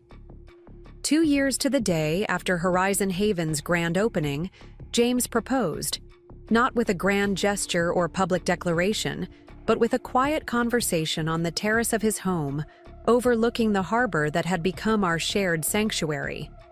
I'm not asking because of succession plans or business advantages, he clarified as he offered a simple but elegant ring. I'm asking because these past 2 years have shown me what's possible when we're truly partners, equal, respectful, supportive of each other's strengths. No family pressure this time? I asked, only half joking. None, he assured me, though they've made their approval abundantly clear. Turns out saving the family business earns you a remarkable amount of goodwill. I laughed despite myself. Not exactly the most romantic basis for acceptance. But honest, he countered. And we've built everything on honesty this time around. No illusions, no unspoken expectations. I studied the ring, not a traditional diamond, but a laboratory-created gem set in recycled platinum, sustainable yet beautiful. So different from the family heirloom he'd first proposed with years ago. "I love you," he said simply when I remained silent. Not as James Donovan loving Rebecca Mitchell. Not as one corporate executive loving another. Just me loving you. With all your brilliance and determination and occasional stubbornness. Occasional? I raised an eyebrow, deflecting with humor while I processed the emotions swirling within me. Persistent, he amended with a smile. One of your many qualities I've come to appreciate even more the second time around. I looked from the ring to his face, open, honest, patient. No pressure, no manipulation, just a question asked and space given for a genuine answer. We'd need a prenuptial agreement, I said practically, even as my heart raced. For the company's sake. Already assumed? He nodded. Complete separation of business assets and personal ones. And I'm keeping my name, I continued. Professionally and personally. I'd expect nothing less, he agreed. Rebecca Mitchell is a powerful brand in her own right. And if the board does move forward with succession planning, that's a separate discussion, he interrupted, gently. This isn't about business, Rebecca. It's about us choosing each other, eyes wide open, knowing exactly who we are and what we want. The simplicity of it, the clarity, cut through my analytical defenses. This wasn't the fairy tale romance of our first engagement, based on attraction and optimism. This was something more grounded, more authentic, a choice made with full awareness of both possibilities and challenges. Yes, I said finally, holding out my hand, with clear eyes and an open heart. The joy that spread across his face as he slipped the ring onto my finger was entirely genuine, untainted by triumph or relief. This wasn't a victory for either of us. It was a mutual decision to build something together, stronger than what either could create alone. Just like Horizon Haven itself. Our wedding, 6 months later, was nothing like the conflicted affair of our first marriage. No country club reception, no familial power struggles, no compromises that felt like surrender. Instead, we held an intimate ceremony in the central garden of Horizon Haven, surrounded by close friends and family who genuinely supported our relationship. Vivian, to her credit, respected our wishes for simplicity, though she couldn't resist gifting us a spectacular honeymoon at an eco-resort she had secretly invested in. "See, I'm learning," she'd whispered as she presented the envelope. The business press covered the event with predictable speculation about mergers and acquisitions, but the financial analysts recognized the truth, that Horizon Innovations and Donovan Properties had already established their partnership parameters, independent of personal relationships. The prenuptial agreement, voluntarily disclosed to shareholders, reinforced this separation of business and personal interests. "So," Maya asked at the reception, champagne in hand, "how does it feel to come full circle? From trophy wife to business savior to bride again?" "Not full circle," I corrected her, spiraling upward, same positions viewed from a higher perspective. She considered this, then nodded. "I like that. And what's the view like from up there?" I glanced across the garden to where James stood, chatting with Daniel, the two men who represented different aspects of my life now working together toward shared goals. Beyond them, the sustainable community we'd created thrived under the setting sun, visible proof that visions could become reality with sufficient determination. "The view," I told Maya with a genuine smile, "is exactly what I always imagined it could be." In the years that followed, Horizon Innovations expanded its influence globally, with our sustainable development model adapted for various climates and cultural contexts. The Mitchell method became industry standard, referenced in business, schools, and environmental programs alike. When I eventually did step back from daily operations to focus on innovation and strategic vision, the transition was smooth and thoughtful. Not a resignation, but an evolution. James did eventually become CEO, but only after serving in multiple roles throughout the company, earning the position through demonstrated capability rather than personal connection. Our professional and personal lives remained distinctly separate, yet harmoniously aligned, each enhancing rather than compromising the other. The Donovans, too, evolved, from traditional luxury developers resistant to change into champions of sustainable opulence. Richard eventually retired, handing leadership to Thomas while maintaining an emeritus role on the board. Vivian channeled her social influence into promoting sustainable living among her wealthy peers, becoming an unexpected ally in changing perceptions about luxury and responsibility. Olivia found her niche in digital storytelling, documenting the human impact of sustainable communities through compelling content that helped shift market demand. Her initial role at Horizon Haven led to a career transformation she hadn't anticipated, but clearly relished. As for me, the woman once dismissed as merely decorative, a trophy wife with a hobby, I found the ultimate validation not in proving others wrong, but in proving myself right. The vision I had championed when few would listen now shaped how people thought about homes, communities, and the relationship between luxury and sustainability. The trophy wife had become the visionary, the decorative accessory now the essential foundation. Not because I had changed fundamentally, but because circumstances had revealed what was always there beneath the surface: determination, intelligence, and an unwavering belief in possibility. Looking back, I could see that the Donovans' rejection had been, ironically, the catalyst for my greatest success. By forcing me to choose between their approval and my authentic self, they had inadvertently pushed me toward independence and innovation. The money they eventually needed to save their business was less significant than the vision they had initially dismissed. Standing on the balcony of our home overlooking the harbor, watching the sunset paint the sky in brilliant colors, I felt James join me, his presence now a comfortable constant rather than a complicated question. "Penny for your thoughts?" he asked, wrapping his arms around my waist. "Just reflecting," I replied, leaning back against him, "on how the worst rejections sometimes lead to the best redirections." "Philosophical tonight," he noted, echoing my words from years before. "The view inspires it," I smiled, seeing how far we've come. Below us, the city lights began to twinkle as darkness fell. Among them, the sustainable developments we'd pioneered stood out: integrated solar arrays capturing the last rays of sun, efficient lighting systems activating in response to environmental conditions. Not just buildings, but living ecosystems, each one expanding the vision that had once been dismissed as impractical. "Do you ever wonder," James asked thoughtfully, "what would have happened if my family had accepted you from the beginning? If they had recognized your potential immediately?" I considered the question seriously. Horizon might have become a division of Donovan Properties rather than its own entity.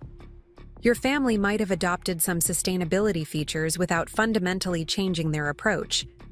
We might have compromised the vision to maintain harmony. So their rejection was actually a gift, I finished his thought. Though it certainly didn't feel like one at the time. He turned me gently to face him, his expression thoughtful. "I'm sorry it took us losing each other to find our way back stronger." "I'm not," I said with sudden clarity. "The journey shaped us both, exactly as we needed to be shaped. We lost each other, yes, but we found ourselves in the process." The trophy wife label that had once felt so dismissive now seemed almost humorously inadequate, a superficial judgment that had completely missed the substance beneath. The Donovans had seen only what they expected to see, a pretty accessory for their son, rather than the visionary who would eventually transform their industry and save their legacy. But that blindness had set me free to build something authentic, to prove my worth on my own terms, to create a future that aligned with my values rather than someone else's expectations. They needed my money to save their business, I mused. But what they really needed was my vision all along. And I needed to lose you to truly understand your worth, James added softly. Some lessons come at a high price. But they do. Come, I finished, echoing Richard's words from years before. That's what matters in the end. As night settled fully around us, the sustainable city glowed below, a testament to vision, perseverance, and the power of believing in possibility when others see only obstacles. The journey from dismissed trophy wife to industry transformer hadn't been easy or direct, but each step, even the painful ones, had been necessary to reach this vantage point. The woman the Donovans had once underestimated now shaped the future they lived in. Not for revenge or vindication, but because that had always been my purpose. Seeing possibilities others missed and bringing them to life through determination and innovation. That, I realized as James and I stood together overlooking the world we'd helped reshape, was the most satisfying victory of all. Up next, you've got 2 more standout stories right on your screen. If this one hit the mark, you won't want to pass these up. Just click and check them out.